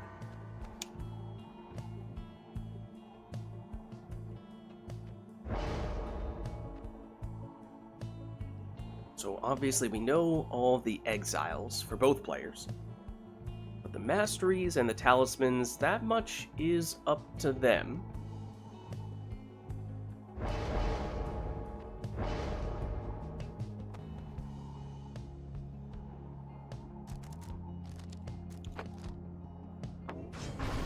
Scribe Rock on Headwind for the extra presence, along with some supporting centric masteries. Oh, he had a ring. Look out, he has a hangover effect. Rookie does.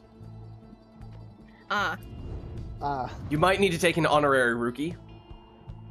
Hmm. He must have had a ring in the customized off match, because he has -2 to all of his stats. I see. Or you can just put the ring again. You could put the ring again, and then that cancels out the hangover. Okay. There we go. Rookie.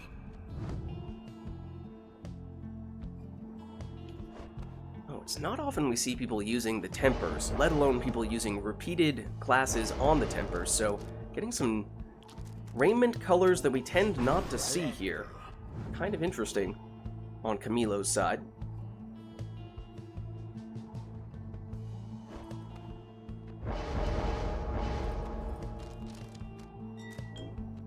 Alright, there is the second ring on Headwind, so here we go. It's all Nomads, perhaps the closest thing we can do to recreating the Accusers. That's Camilo's side, against all of the original Nightwings on Lilac's side.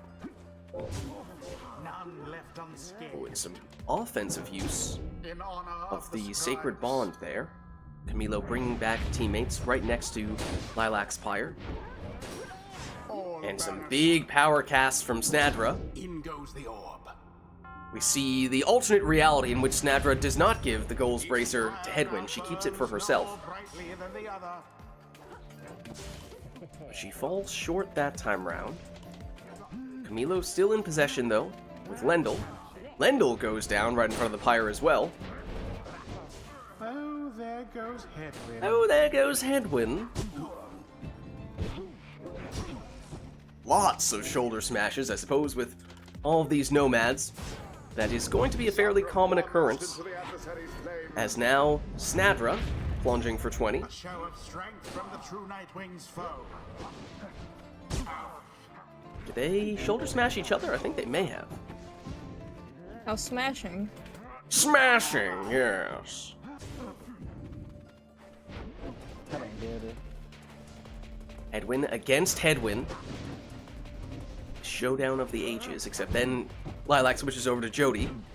And the moment is lost. That one almost got through. Lendl. Back to Headwind. Back to Lendl. Lendl down. Headwind murders Headwind.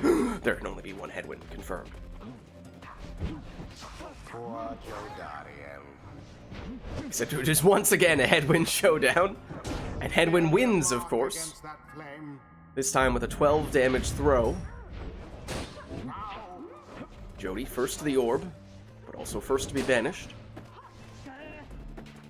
Rookie. Back to Lilac's Headwind, who's now a little lonely here. Oh, orb inadvertently hits Lilac's Pyre, bounces back out, and that might have been the difference between Camilo being able to score an uncontested throw and Lilac getting the orb back. Now Camilo has it once again. It's Lendl moving in, but he is banished before he can plunge in. Jody now by herself here. Narrowly escapes the cast. Tries to knock back the defenders, and actually somewhat surprised that she didn't. So she does go down. Head wins, exactly. This time it's Snadra. She'll plunge for 20. And shoulder smash gets rid of Jody. Lendl. And Headwind. Lendl down. Headwind. Once again, Head winning. No, it's Lendl. Lendl winning.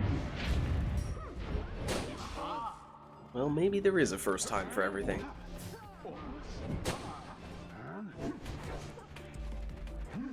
Here is Lendl once again. Gets rid of the orb right as he was jumping over the Pyre. Might have been able to plunge there. Instead, Camilo is down 2 nomads right next to the Pyre. Jody makes her move, but shoulder smash definitely paying off for Camilo here.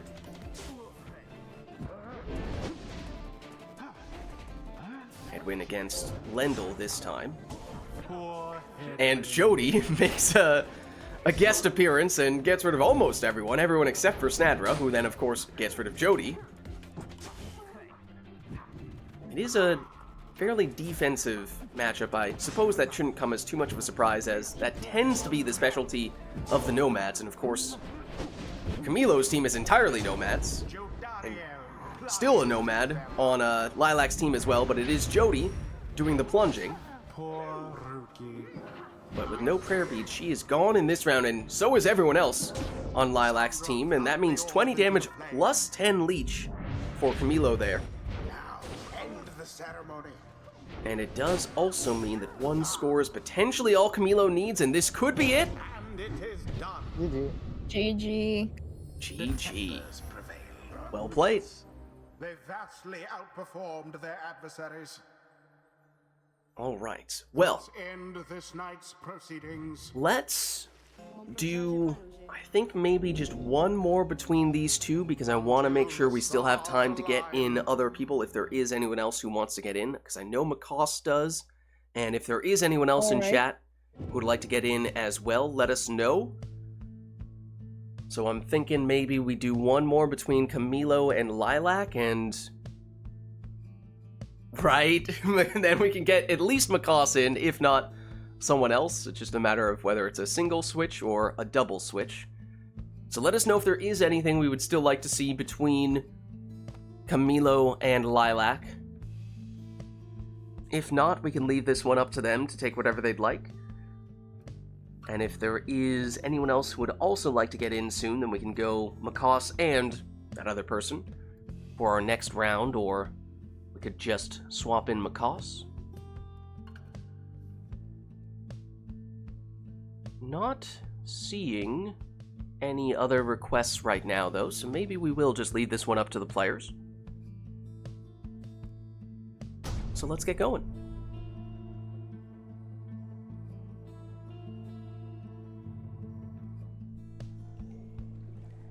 The Tempers shall take on the true Night Wings. All right. Welcome. So, no requests from chat for this one. All up to the players here in what is likely to be our last matchup between Camilo and Lilac for the day. Oh, heads up that Headwind has the Presence Hangover effect. Oh, that's not nice.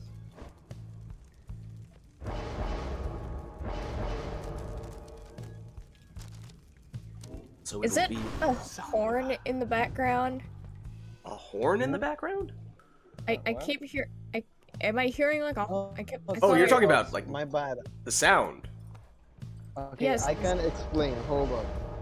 For some mysterious reason, Discord, I'm with headphones right now, but Discord makes that anything that I have in the background playing, you can hear it through the Discord call. I don't know why, but it's something that happens, and I don't know how to fix that. Help.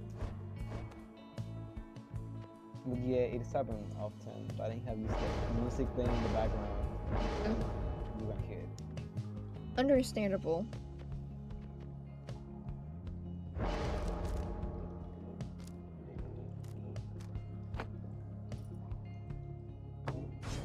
Sir Well, it's Gilman. Snadra plus Gilman on Camilo's side. Lilac led with Orlek. And yeah, just making it perpetual hangover on Rookie here.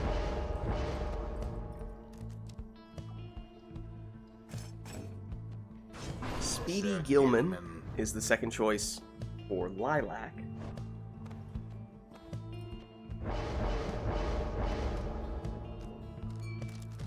Oh. Tay. Oh. Some canned singularity on the stowaway, huh?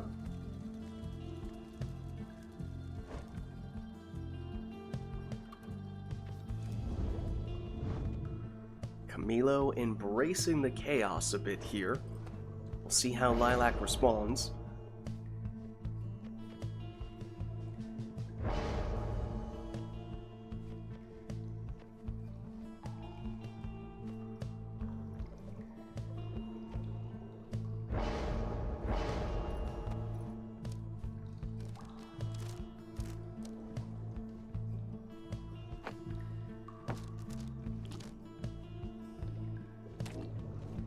And the answer is with a Leeching Pamitha. Alright, so here we go. Shoulder Smash from Snadra gets rid of Orlek. But the Stowaway goes down as well. Series of banishments, really. And through that chaos, somehow, Camilo emerges with the orb and with What the happened plunge. there?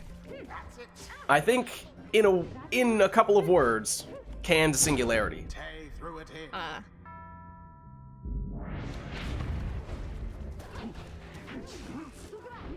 Snadra. And the Stowaway. Oh, big banishments there. Except that technically did count as triggering False Step. I did not know that it would have. But it worked in Camilo's favor in that way, helping to set up a quick score, and then Snadra back at it here with another 20 damage plunge. Orlek. He's quick, and he plunges for 25.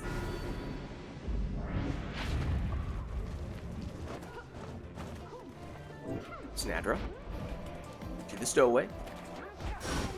Snadra down. Stowaway gets her back. Snadra does it herself. But it means no Snadra in this round. She does not have prayer beads. So Camilo down one character. And a full 360 on the black magic jump from the Stowaway. But this time she makes it in. But no prayer beads on her either. So now that means Camilo is Stowawayless. And a long wait for Orlek's return for Lilac as well. Almost as if he is gone for good in this round. But some persistence from Snadra, and it does pay off for Camilo. Means one score might be all he needs here. There's the can singularity. Lilac, though, still has it, and now plunges for 15 from Gilman. Orlek. He is banished, but the Moon Crest activates, so he is back. This time, it activates again. Stowaway. Oh, and Camilo gets the combo. And finishes the job. GG. Their adversaries must be crying tears of shame. Well played, you two. The rite is ended. All right. Well, let's head on back. And as I said, I think now is probably a good time for us to get Macaws into the action. And if there is anyone else who would like to get in as well, then we could do a double switch. Otherwise, if not, then we could just swap Macaws in for one of these two players and keep the other person in. So let us know if there is anyone else who would like to get in on the action. Hello. Hello, Macaws. Hello, gamers. Macaws, how are Hello. you? Oh, we are doing. We are doing indeed. All right, How's well, everybody doing? at the moment, it looks like it's just Macaws getting in, so I think that means it's just a single switch here. In which case, Camilo, Lilac, don't know how you guys are doing in terms of how much longer you're able to go today. So, do either of you mind swapping out to make some room for Macaws here? I don't What mind. Alright, I would prefer to stay then. Alrighty. Okay. Appreciate it, Lilac. Well, Anytime. GG's, Lilac. Thank you. Thanks for stopping I- by. Good to have you as And- always. Why, thank you. I will see you. Also, this isn't relevant to anything. Well, two things actually before I leave. One, Tuesday is my birthday. Oh, I don't know. I just thought I'd mention that because I wanted to. okay. So happy birthday to me, I guess. Okay, happy early birthday. Why, thank you. And the second thing is, I went to the store a couple of days ago, and Lids, you'll never believe what I managed to find and purchase at said store. Yeah, no, there's no way I could possibly guess without at least a Okay, significant okay. hint. Okay. We were talking about various sweets, I think, at some point. And you now I can guess what it is. Okay, would you like to guess then? Did you pick up Australian licorice? Yes, I did. Oh, have you tried it yet? Yes. What do you think? It's good. I think maybe the brand that I picked isn't as juicy as I was expecting it to be, Okay, but it's okay. still very good. It's still good. Yeah. I see the light. Okay. I've seen the light. Okay. I mean, I'm sure that the quality and the taste can vary, of course, from one Mhm, brand to the next, mhm. but Mhm. to me, it's so much better than your sort of generic, like, Twizzlers. Mhm. Maybe I'll try some other brands at some point if I can get my hands on them. Yeah, I'm glad that you have, in fact, seen the light. I have. I am also very glad. And so, with that, I will let you two gamers game All as right. gamers do. GG's. Farewell. Adios, GG's. Lilac. Adios. GG's. Thank you for the follow, Murph. Appreciate the support. Well, that means let me get an invite out here for Macaws.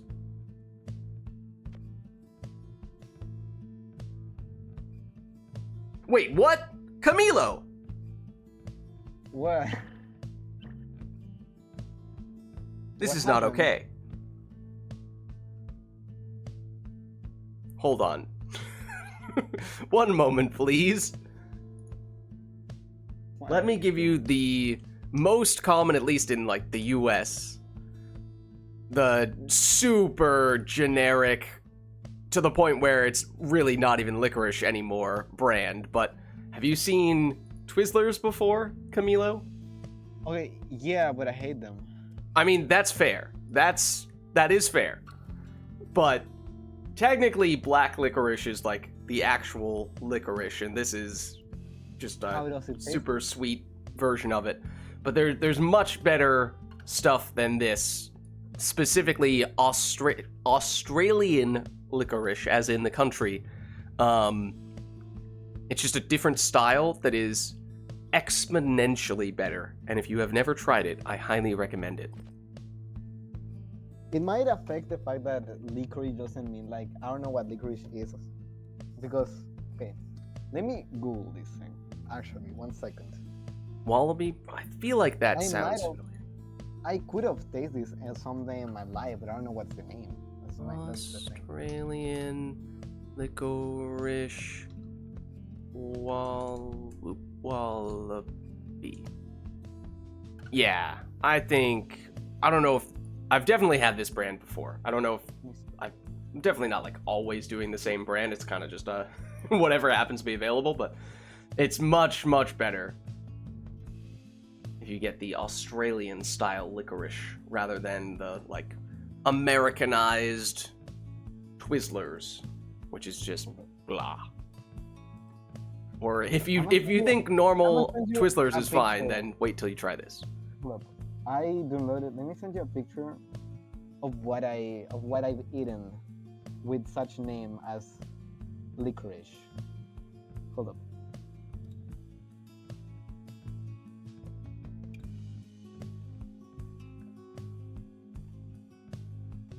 Okay, can I like? Do I send it to you for Discord, or do I put in like in the chat? What's that? Sorry? Can I send you a picture? Do I send it for like Discord, or do I put it in the Yeah, chat? I suppose you can.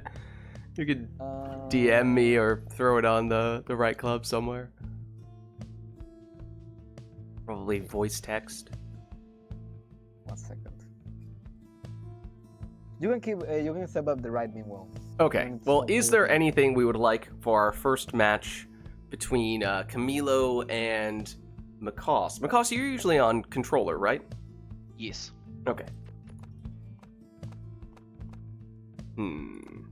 Pyre disagrees. Oh, because Camilo, do you want to go on keyboard mouse now? You could. Yeah. Okay. There we go.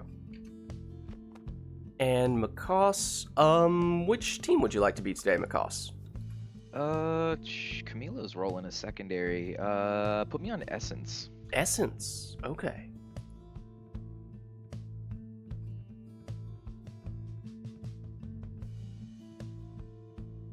Okay, I send it to you. Okay, let me see. Oh. Okay. Can I open? Why is it not letting me open? There we go. I've seen stuff like this before. It's definitely a bit different. But yeah, okay. It's kind of like that, but I think it tastes different. In my, this thing is like really sweet too. Yeah, that's really sweet, right? Yeah. I mean, to be fair, licorice in general is very sweet. Or at least red licorice is really sweet. Technically, like, licorice is what? It's from, like, a tree or, like, a bush or something. And Blue, to be it's honest. black, technically, or at least the, like, authentic, real licorice is black. And the red stuff is, like, the just sugary alternative. But that's the actual kind that I like. Anyways, as for Right Night, is there anything that we would like to have for this first match between Macoss and Camilo?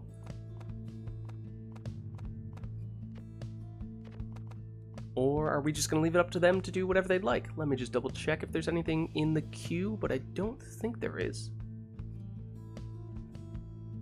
I mean, is fantasy basketball with books really the point of the stream, or is it actually just talking about food. I don't know. Soup, for example, a prior topic of discussion, I believe. Salted black licorice is the work of the devil. Okay, not seeing any requests from chat, so why don't we get this first one started here between Makos and Camilo. I've definitely said this before, probably when we were last discussing licorice, but there's this thing in Iceland where they put black licorice in chocolate regularly. And, you know, to each their own, but, yeah, no, never. I will never eat that. I did try some, but, no. Not my style. Alright, it is a quick throwing Volfred for Camilo. Oh, Camilo, do we need to double check the keyboard mouse controls, or do you think you're good? I'm not checking after we saw the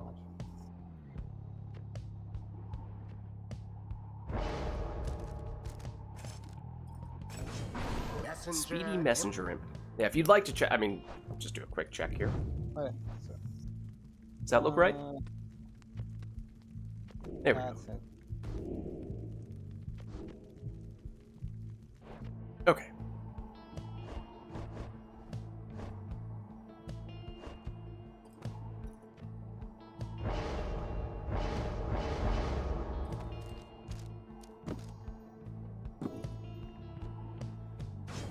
Sir Gilman. A legendary talisman on Gilman for the extra jumping distance.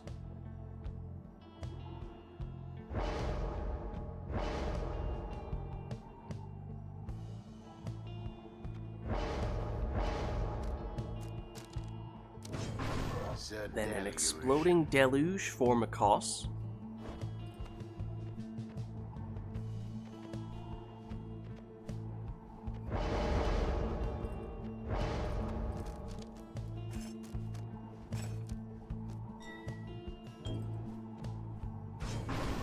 Banishing throws on Pamitha. We don't see the banishing throws on harps very often.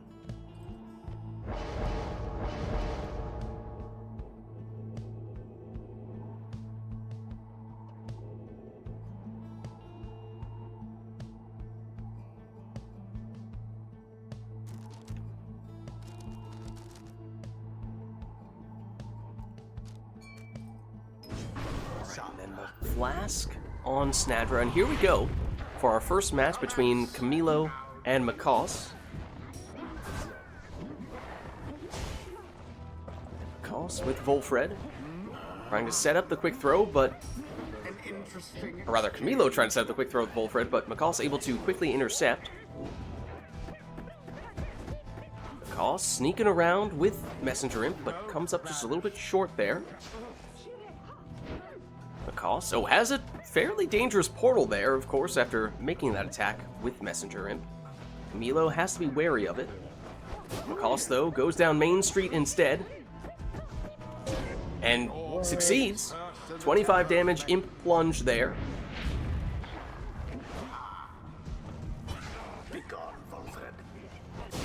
Deluge down. Now, Gilman for Camilo sneaks around, but that throw won't have enough on it. So Makos with Deluge brings back Snadra just before losing Deluge. Deluge's throw a little bit short, I think. Quick throw from Volfred, though, and that one does hit the mark. That's 25 damage. Makos first to the orb. Deluge down. Pamitha with those banishing throws. I mean, I was saying before, we don't see that very often on the harps, but I'm curious to see how that plays out. Deluge down to the sapling. But Makos able to bring him back. And Messenger Imp keeps on coming back. But the successful counter from Camilo, 15 damage plunge from his worm, does however mean that he no longer has Gilman in this round.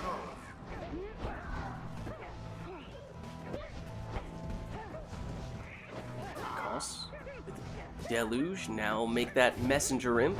Into the adversary's flame. Camilo now, with Pamitha. Pamitha Has to through cut it that throw a little bit short. It's 15 rather than the full 25 damage, or rather full 20, I should say. in. Now go. Wolfred down. Quick worm throw for 14.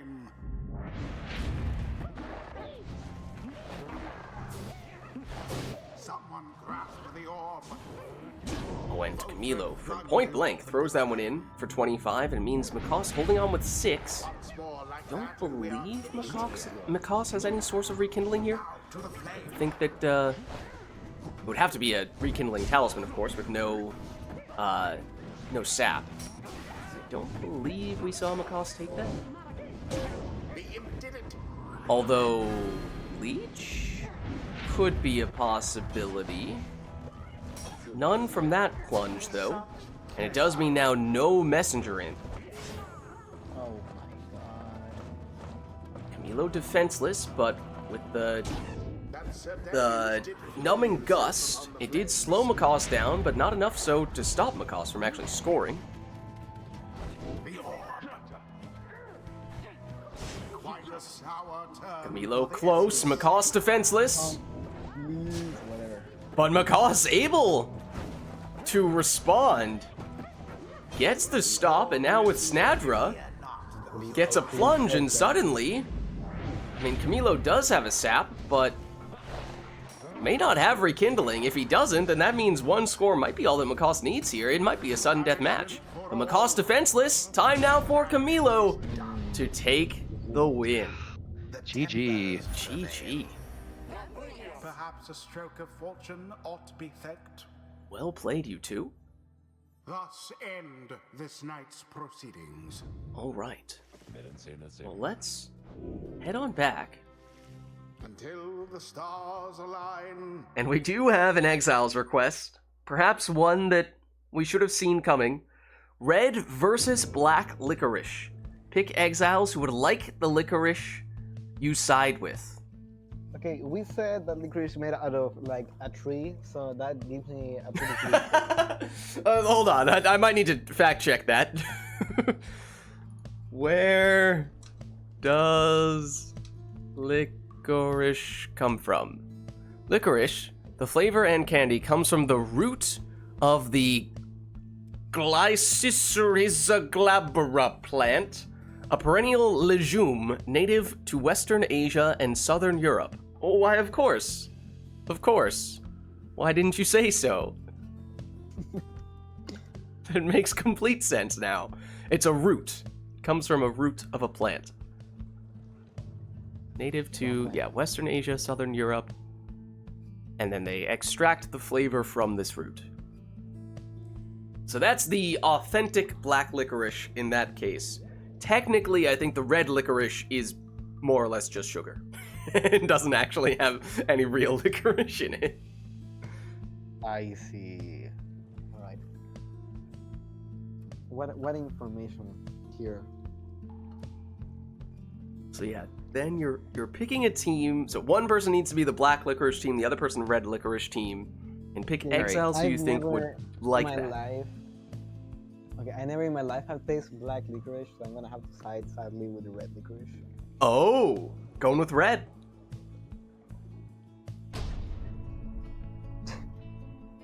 I mean, there's a lot of room for interpretation here, I think. The tempers shall confront the essence. Welcome. Let's think about this. Who shall conduct the rites?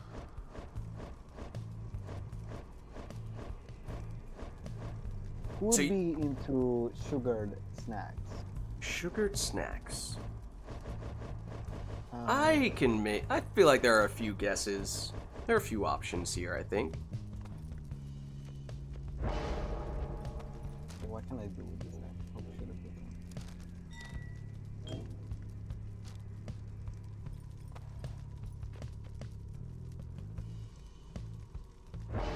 Yes, if you were oversimplifying, you could kind of say that the red licorice is sweet and the black licorice is savory. that makes it any easier. So if Camilo is on the sweet red licorice team, that means Macaws is on the savory black licorice team. That might be a little bit harder. Oh, wait, the prayer bead selection? That's actually genius. No comments. It's because she's so salty.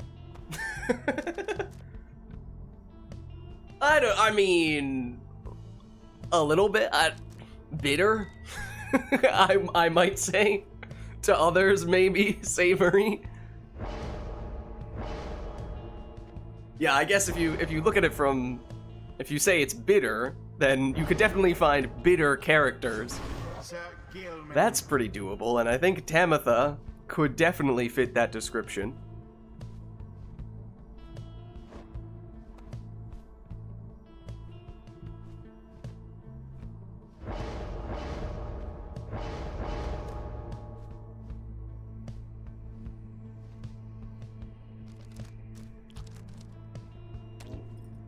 She's awful, so black team, black licorice. Macaws, are you a fan of black licorice yourself? I am not a licorice Andy, I'm sad to say. Okay, okay.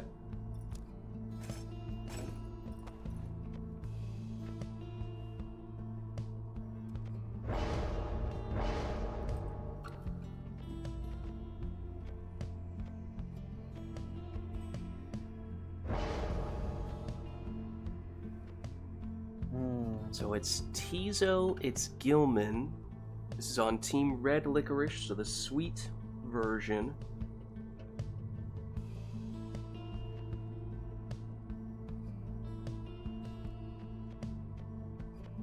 Have doubts. I believe in you, Camilo. Thank you, appreciate it. In these trying times. Why not? Follow your heart. Alright, the Stowaway is the final member of Team Red Licorice. Sweethearts versus terrible people. Look, it's just a coincidence, okay? Only people with bad taste last pick Titan Tooth, just like people like black licorice. Oh, man. You know, it does perhaps reflect on Macaws' team.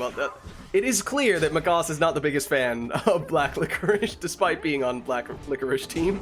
The true Nightwing's Pyre is the first to falter.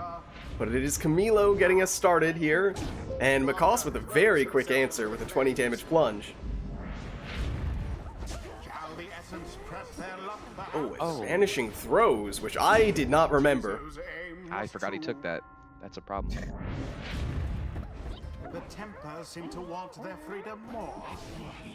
Vanishing throws again, but down goes Tizo nonetheless. Flung right Quick in. throw there for 13 rather than the full 20 from the Stowaway.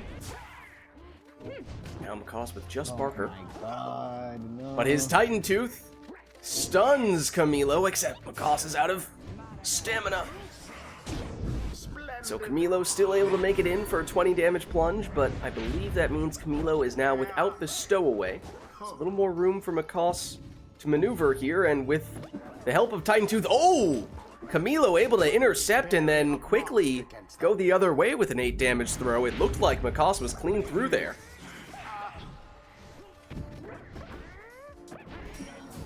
Vanishing throws strike again. As Tizo is turning into a 1-imp army. 'Tis what the scribes Damn. ordain. I don't have the time. I'm stupid. Once again, the big stuns The orb has hit the from mark. Barker's Titan Tooth sets up a 12 damage throw. And once again, it's Barker, though this time via a plunge, so worth 20 points.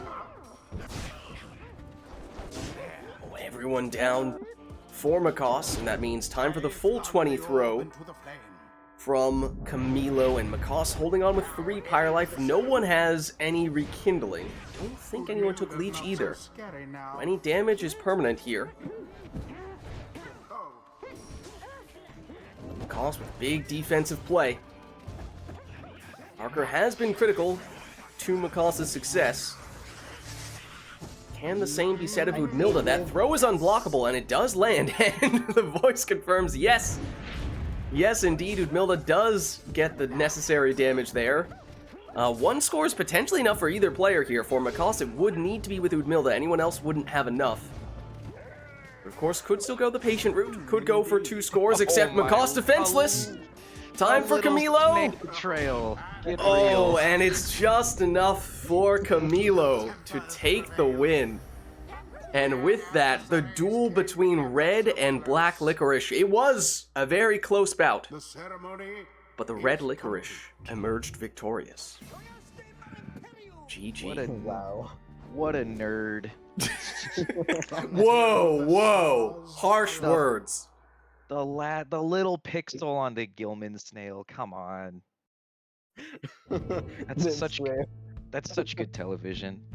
I got owned. Well, let us know, chat, if there's anything we would like to see for the next one between these two. Otherwise, of course, we could just let them take whatever they'd like. That works too.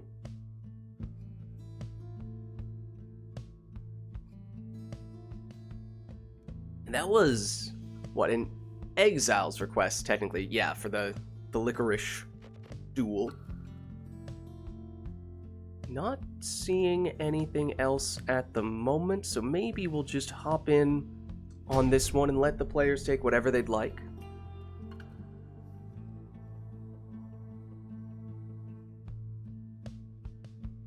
The Tempers shall Is this our first Nest of Trieste day?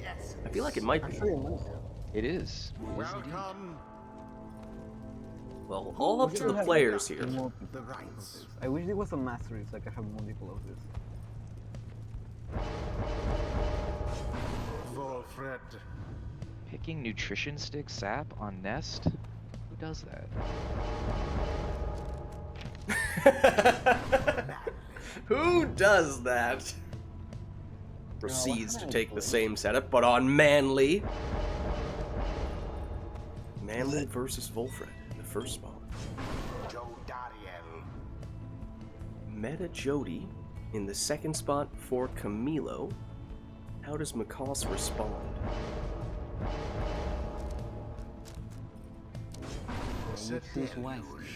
Emphatically, with an exploding deluge.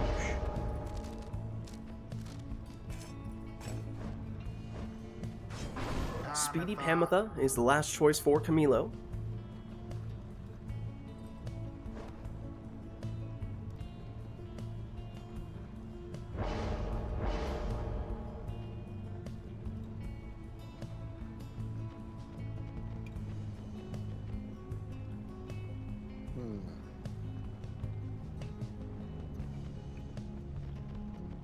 I know, it's tough, right?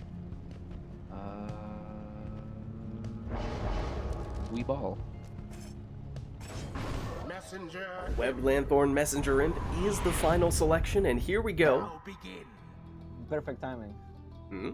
Wait, was I technically tabbed out? There we go. Okay, I don't know what happened there, but just a dramatic pause at the start of the match. Here is Makos. Oh, and emerging from that explosion, Manly unscathed Somebody until now.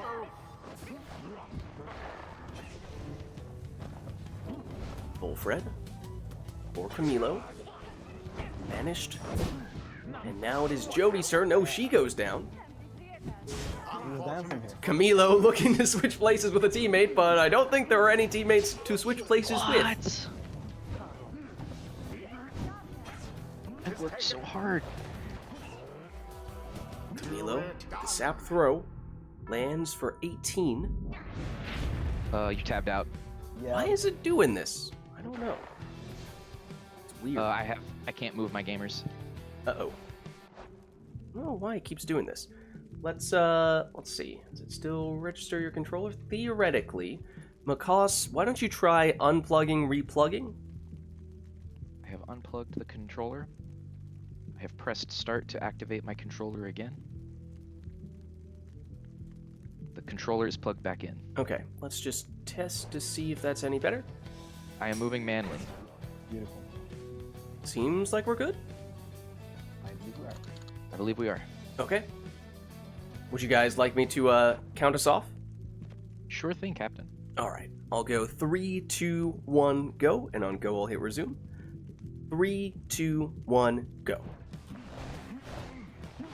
We both failed to do this. Oh, he gets the throw off. Just a quick little 6 after the. Why does it keeps tabbing out? I can tell. I have no can't idea why this is control my happening. guys. I can't control my guys. What is Oh, my going word. on? It's legit. Sorry. It tabs out for some reason automatically. I don't have my hands on the keyboard or the mouse every time someone scores. I don't understand. That is so weird. Okay, so what if I do this? What about now, Macaws? The orb flies true. Sorry for that. I am moving my gamers. Okay. Now to the flame. Macaws, oh, taken out just in front of the pyre there. Camilo with Pamitha, and only Pamitha, she goes down. So Camilo is defenseless, although with the numbing gust, it slows down Macaws considerably. Macaws does lose Messenger Imp, but does set up a dangerous portal in the process. Slips from your clutches. Jody versus Manly. Jody into the lava. Manly, oh, he has the distance on those nutrition stick blinks. But he does go down. Well-placed sapling from Volfred. Well-placed exploding sapling from Manly.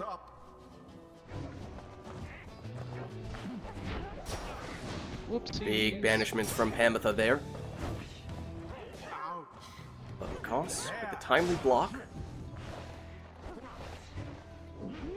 Manly to Messenger Imp.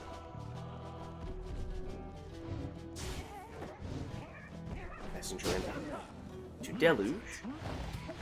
And now Camilo. Back with Volfred. Down he goes.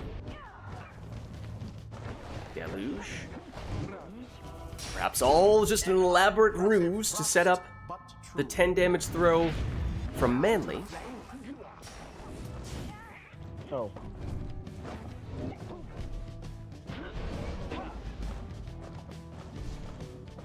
Goss, patient.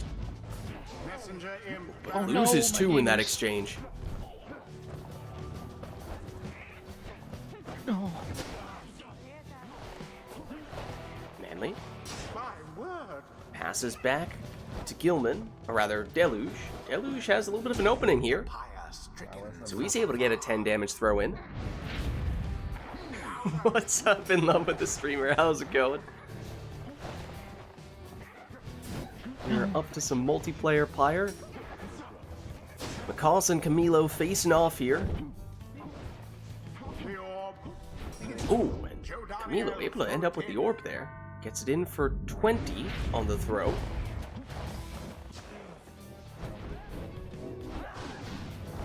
Macaws sidesteps with Deluge. Gets blocked though. The orb is taken. Camilo vanishes with his throw. Down goes Jody, but here's Pamitha. She goes down. Macaws, oh, had an exile close to the pyre, but Camilo wasn't going to let that turn into anything too dangerous. Ooh, deft maneuver there from Manly. But eventually he is cornered. The slash of the gods. Can we talk about that? Pamitha There's no way. flapping her way around, trying to set up the sap, but Macaws wasn't falling for it. Deluge, blocked, vanished, Tis taken. and now Jody throws it at her own pyre, Oh, you and in doing so, may have kind of just given that to Macaws. Don't think that was the intention. I don't know that trick. You have to wake up pretty early in the morning to get me with that one. Oh no, he's too good. Messenger Imp. Trying to stall, get some other teammates back. Oh, and it was a daring play there from Macoss, but somehow, some way, got away with it. Oh no. I got him over. Kid exploded on Kid. Milo moving in. Oh, with the sap plunge from the nutrition stick. This map is like the easiest one for doing that. Now, of course, both players do have saps, and both players may have some rekindling. Oh, Camilo able to intercept that. I'm not sure that either player is in range here. I think we will have second life bars. As for how big those second life bars are, that I'm not as sure about, but here is Macoss throwing in for 13. Camilo is quick, but not quick enough. Macoss with Manly. Fairy Squad Mother, thank you for the raid. How's it going? How are you all doing? How was your stream? We are doing some multiplayer Pyre. We have Camilo and Macoss facing off here. Oh, and that throw is in fact enough because there is no rekindling, so Camilo takes the win. GG. It's because he got that free goal when my controller DC'd.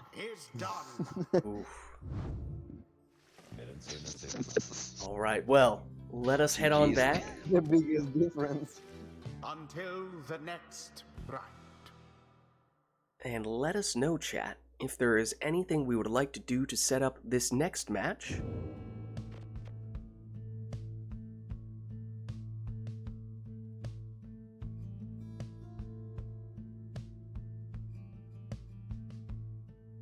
No worries, Fairy Squad Mother. Thanks for stopping by. Okay, and Lilac is turning Customize off. So we get randomized teams for this one. Won't even get to see a preview of those teams before we get thrown straight into the action. Lids, I just realized you have to activate the cooldowns for the request, right? I have it set to automatically put a cooldown on them. I'm not like manually putting a cooldown on every time someone requests something. Alright.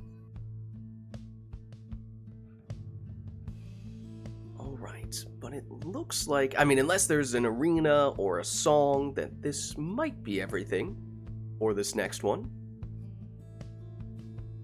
Oh yeah, got an achievement, nice. Stuck grinding in the weeds. I mean, that's, with the roguelike games like Hades, you know, sometimes, even if you're not winning every single run, it's just the sense of progress. Like, oh, okay, even if I didn't make it all the way, there's I achieved some things here.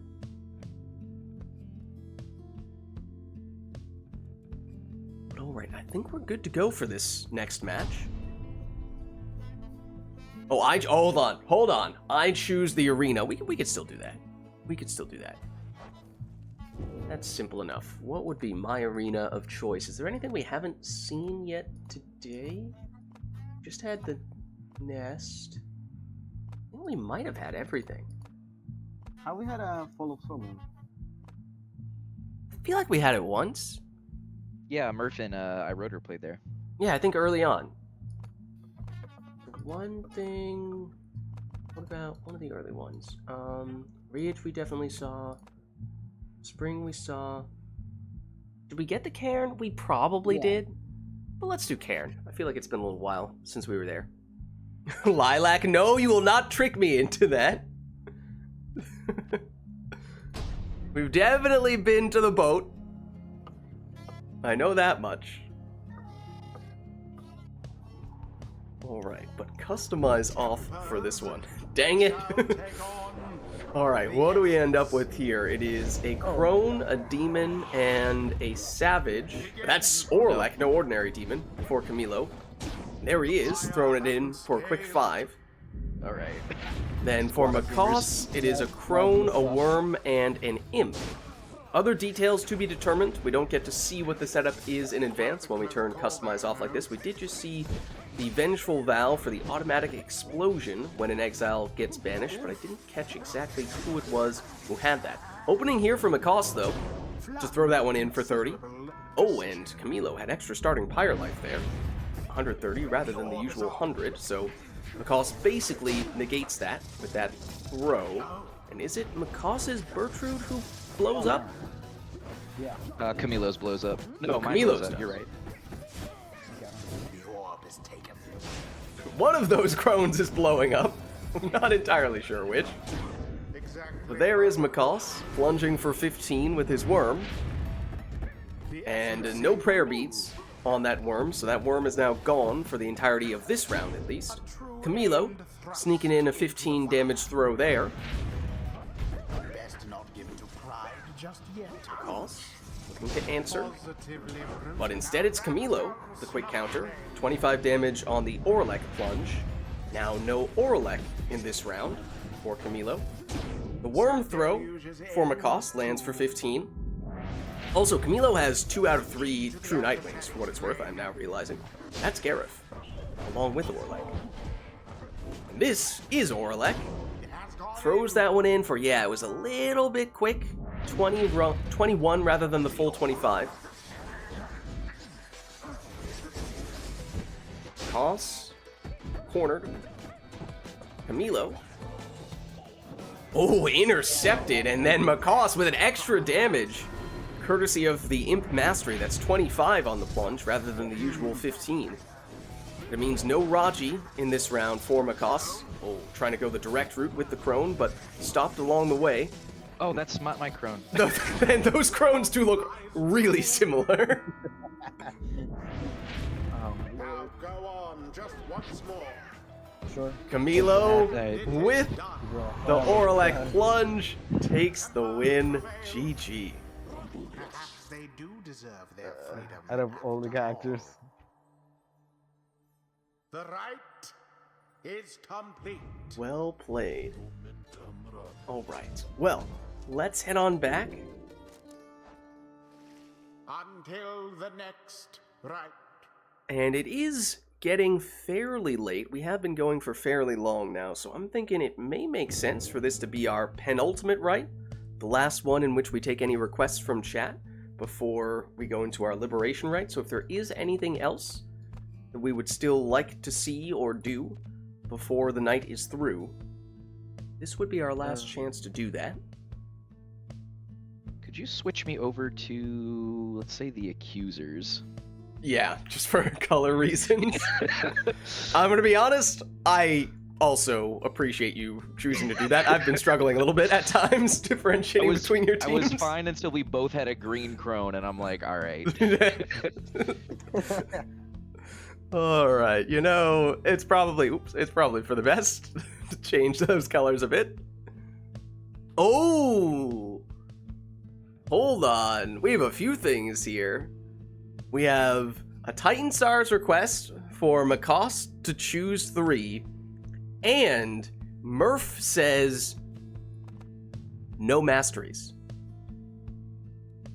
So we are getting a little crazy here at the end. Alright, anything else on top of that? I mean, that's already a lot. Makos, meanwhile, pondering what the options are. You could choose exiles as well if you'd like. I don't. It's just one redeem. I just don't remember if that's on cooldown or not. I think that's probably off cooldown. But yeah, just one redeem and you can choose for both players. That's fine.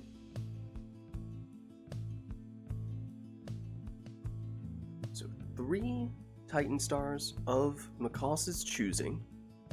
No masteries. And we are expecting, let's see, a team of worms against a team of dogs. Okay, so all curs against all worms. What do you want, Makos? Oh, Lord. Speak wisely. That may also affect what Makos wants to do from a Titan Star standpoint as well. I'm gonna need the worms in this one.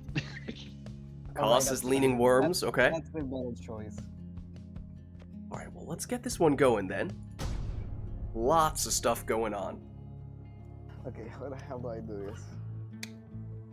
Oh, that's gonna go. The Titan stars. Alright, Oh, well, why do you some on? Hold on. which Okay, what do you three? want from us? You want to read around them? Do you want to? Yeah, I don't even know what they. Okay. All Some right, of well, you them are gotta really alright. suck. Hold up. say you gotta give me Easlack. I need all the brain cells I can get. That makes sense. That is non-negotiable.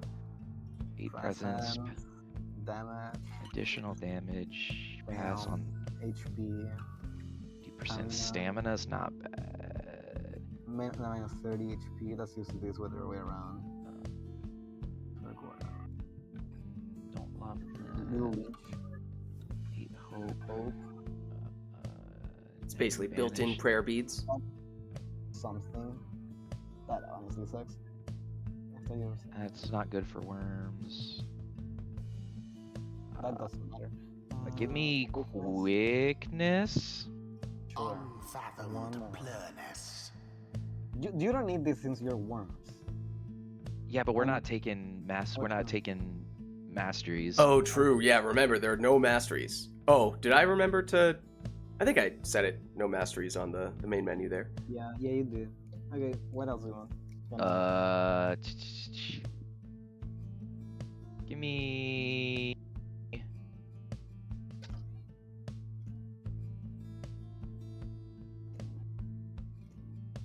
I'll deal an additional 5 to your Pyre.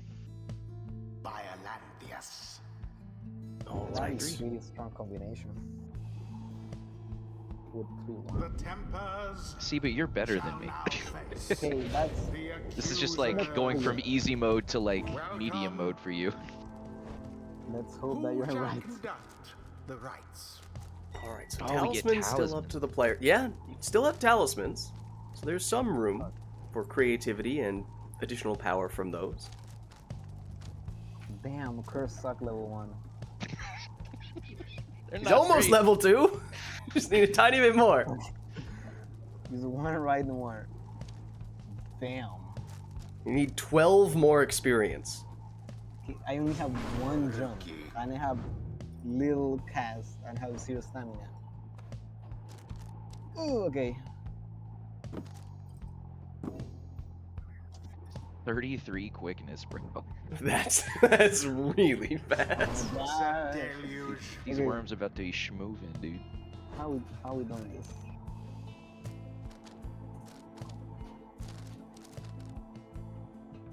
I might need this. Delbert. I don't know if I'll be able to block it ever, but I might need it.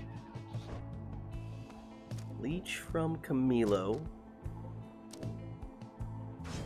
Sir Gilman. Fastest worm in the Wild West.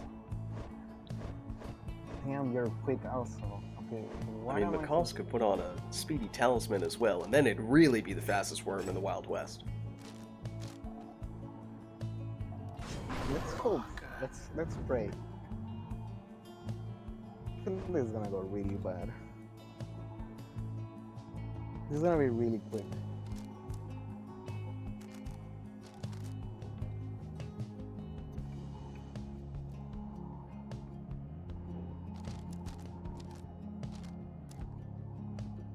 When I picked the Titan Stars, I wasn't counting the fact that I'm gonna be fighting with 0 masteries. Exile. Dogs. Extra damage with the Curve Fang, and here we go. No masteries for anyone. We have 3 Titan Stars for Macaws. 1 team is all Curves, that's Camilo. 1 team is all Worms, that's Macaws. We do have Talismans. That's 11 damage throw from Camilo, and yes, the Dissidents are not an easy team to go up against in the campaign. There's 20 damage on the throw. Now remember, Macaws has 5 more damage than usual. That's why that's not the 15 you're used to seeing from both of those scores. Now Macaws is down 1 worm. Down 2 worms. At the moment, I suppose. Oh, and somehow, Camilo still ends up with that, and actually gets some leech in the process. 13 damage plus 10 Pyre life back. Deluge. Throw is unblockable. And it lands for the full 20. Now to the flame. Deluge down. But some banishments for Gilman. Clearing out some space. Splendid. Oh, and that, I think, was going to be a throw, except momentum. Took Gilman in for a plunge. There.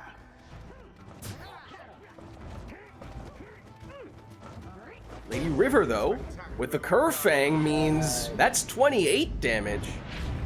McCoss holding on with just 2 Pyre life. Now, he does have some potential for Leech, so that number could still go up, but of course, as things currently stand, 1 score of just about any variety would be all that McCoss needs here. Now, does Camilo remember who has that Leech? He might want to make a point of plunging with that Exile. Well, he does get it. So now he's back up to 12. Still certainly possible, though, for McCoss to finish this with 1 score.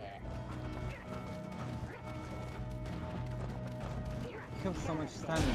God. And there it is. That was silly. GG. One level 1 is something. God. Well played, you two.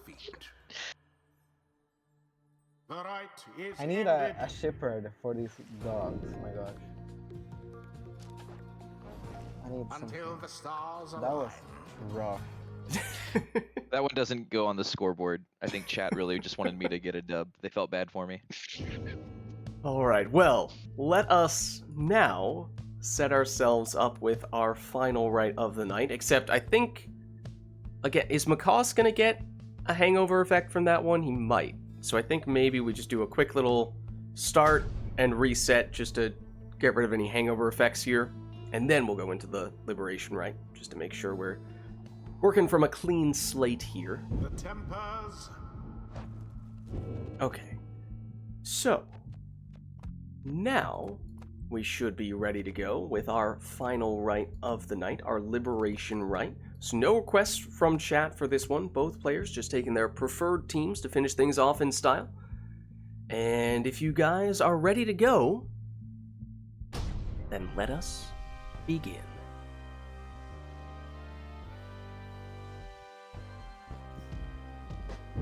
I bid you welcome, exiles.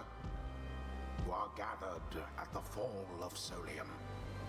Here, one of you may walk the path to glory. Know that the scribes themselves are watching. Tempers, stand ready. Accusers, stand prepared. Who shall conduct the rites? Alright, so as we said, this will be our final rite of the night, our Liberation Rite. So no requests from chat for this one, both players just taking their preferred teams to finish things off in style, and for Camilo, that means banishing throws on Barker in the lead spot.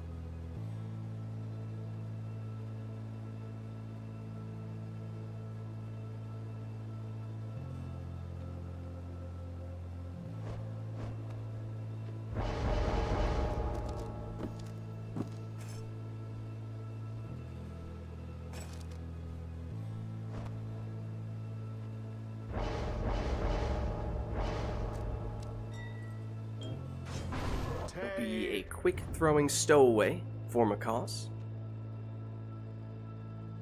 Oh, I don't know.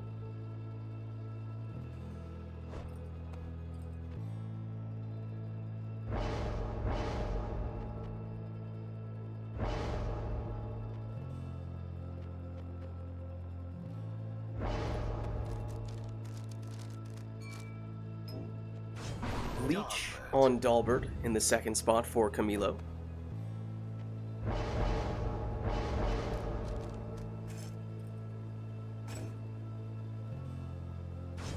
Speedy Ignarius in the second spot for McCoss.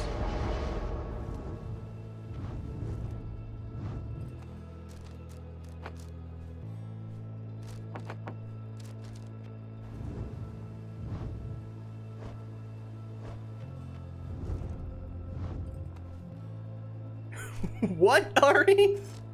No. And I'm not looking that up. Prayer Beads Pamatha is the last choice for Camilo. Is that an attempt to debate us into doing that? I don't know, but Messenger Imp with Web Lanthorn as the last choice for Macaws, and here we go with our final rite of the night, our Liberation Rite, Camilo on the left representing the Tempers, and Macaws on the right representing the Accusers. Best of luck to you both.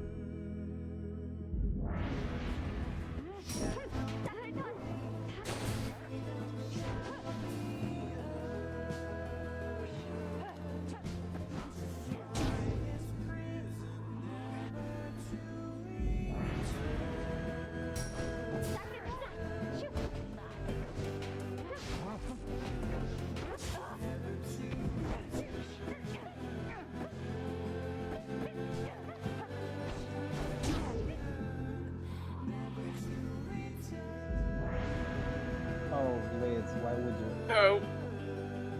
Here, hold on. I'll give you guys a countdown. I don't know. I still don't know why it's doing that, but I'll give you a 3, 2, 1, go, and on go I'll hit resume. 3, 2, 1, go.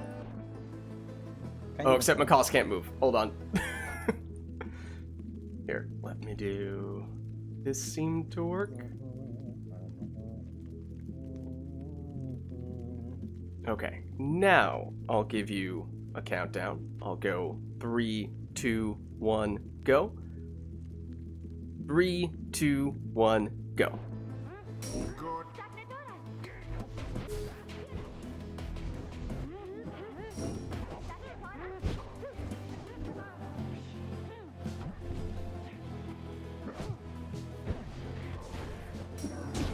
Flung with considerable precision. There.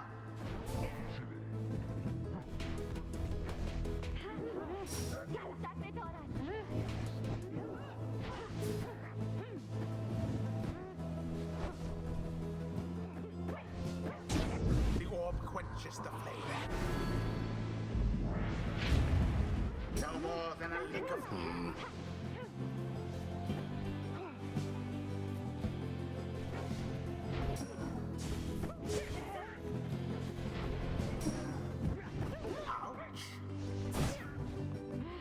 good.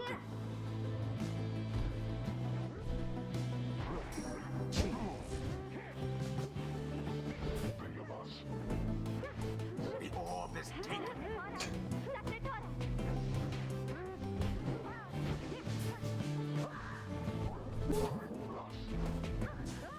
My. A swift recovery.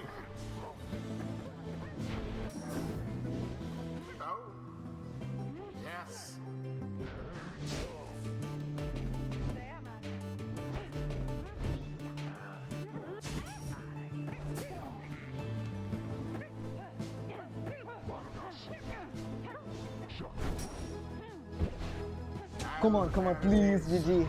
GG. The Tempers Well played, you two. proved their worth. GG. Of their adversaries, the same cannot be said. Well done. Thus ends the Liberation Rite. Well, that was our final rite of the night, our Liberation Rite. So thank you everybody who participated in the rites today and everybody who gave us the requests in chat as well. This was, of course, Pyre Community Rite Night, and if you're interested in getting more involved in multiplayer Pyre, then the best way to do so is by joining the Rite Club Discord server. I will also hop out of Discord, but I will catch you guys next time. GG's. Let me also just free them from Steam Remote Play while we're at it.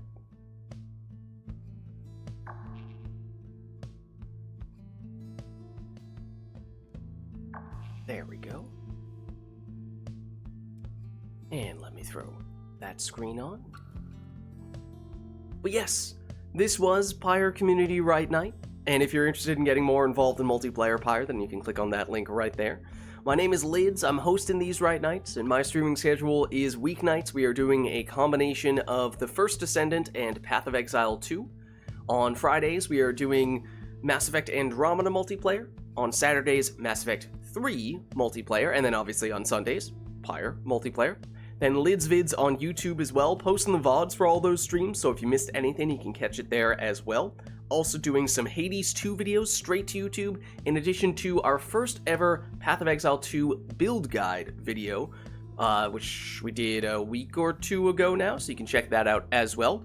If you haven't done so yet already, of course, you can also hit the follow button to get a notification for when I go live. Also, at LidsVids on Twitter. I post there when I go live as well. But actually, the best place to stay up to date on all things Lids is my Discord, which you can join by clicking on that link right there. But that's going to be it for me for tonight, so thank you all for watching. Hope you enjoyed the stream, and I'll catch you next time.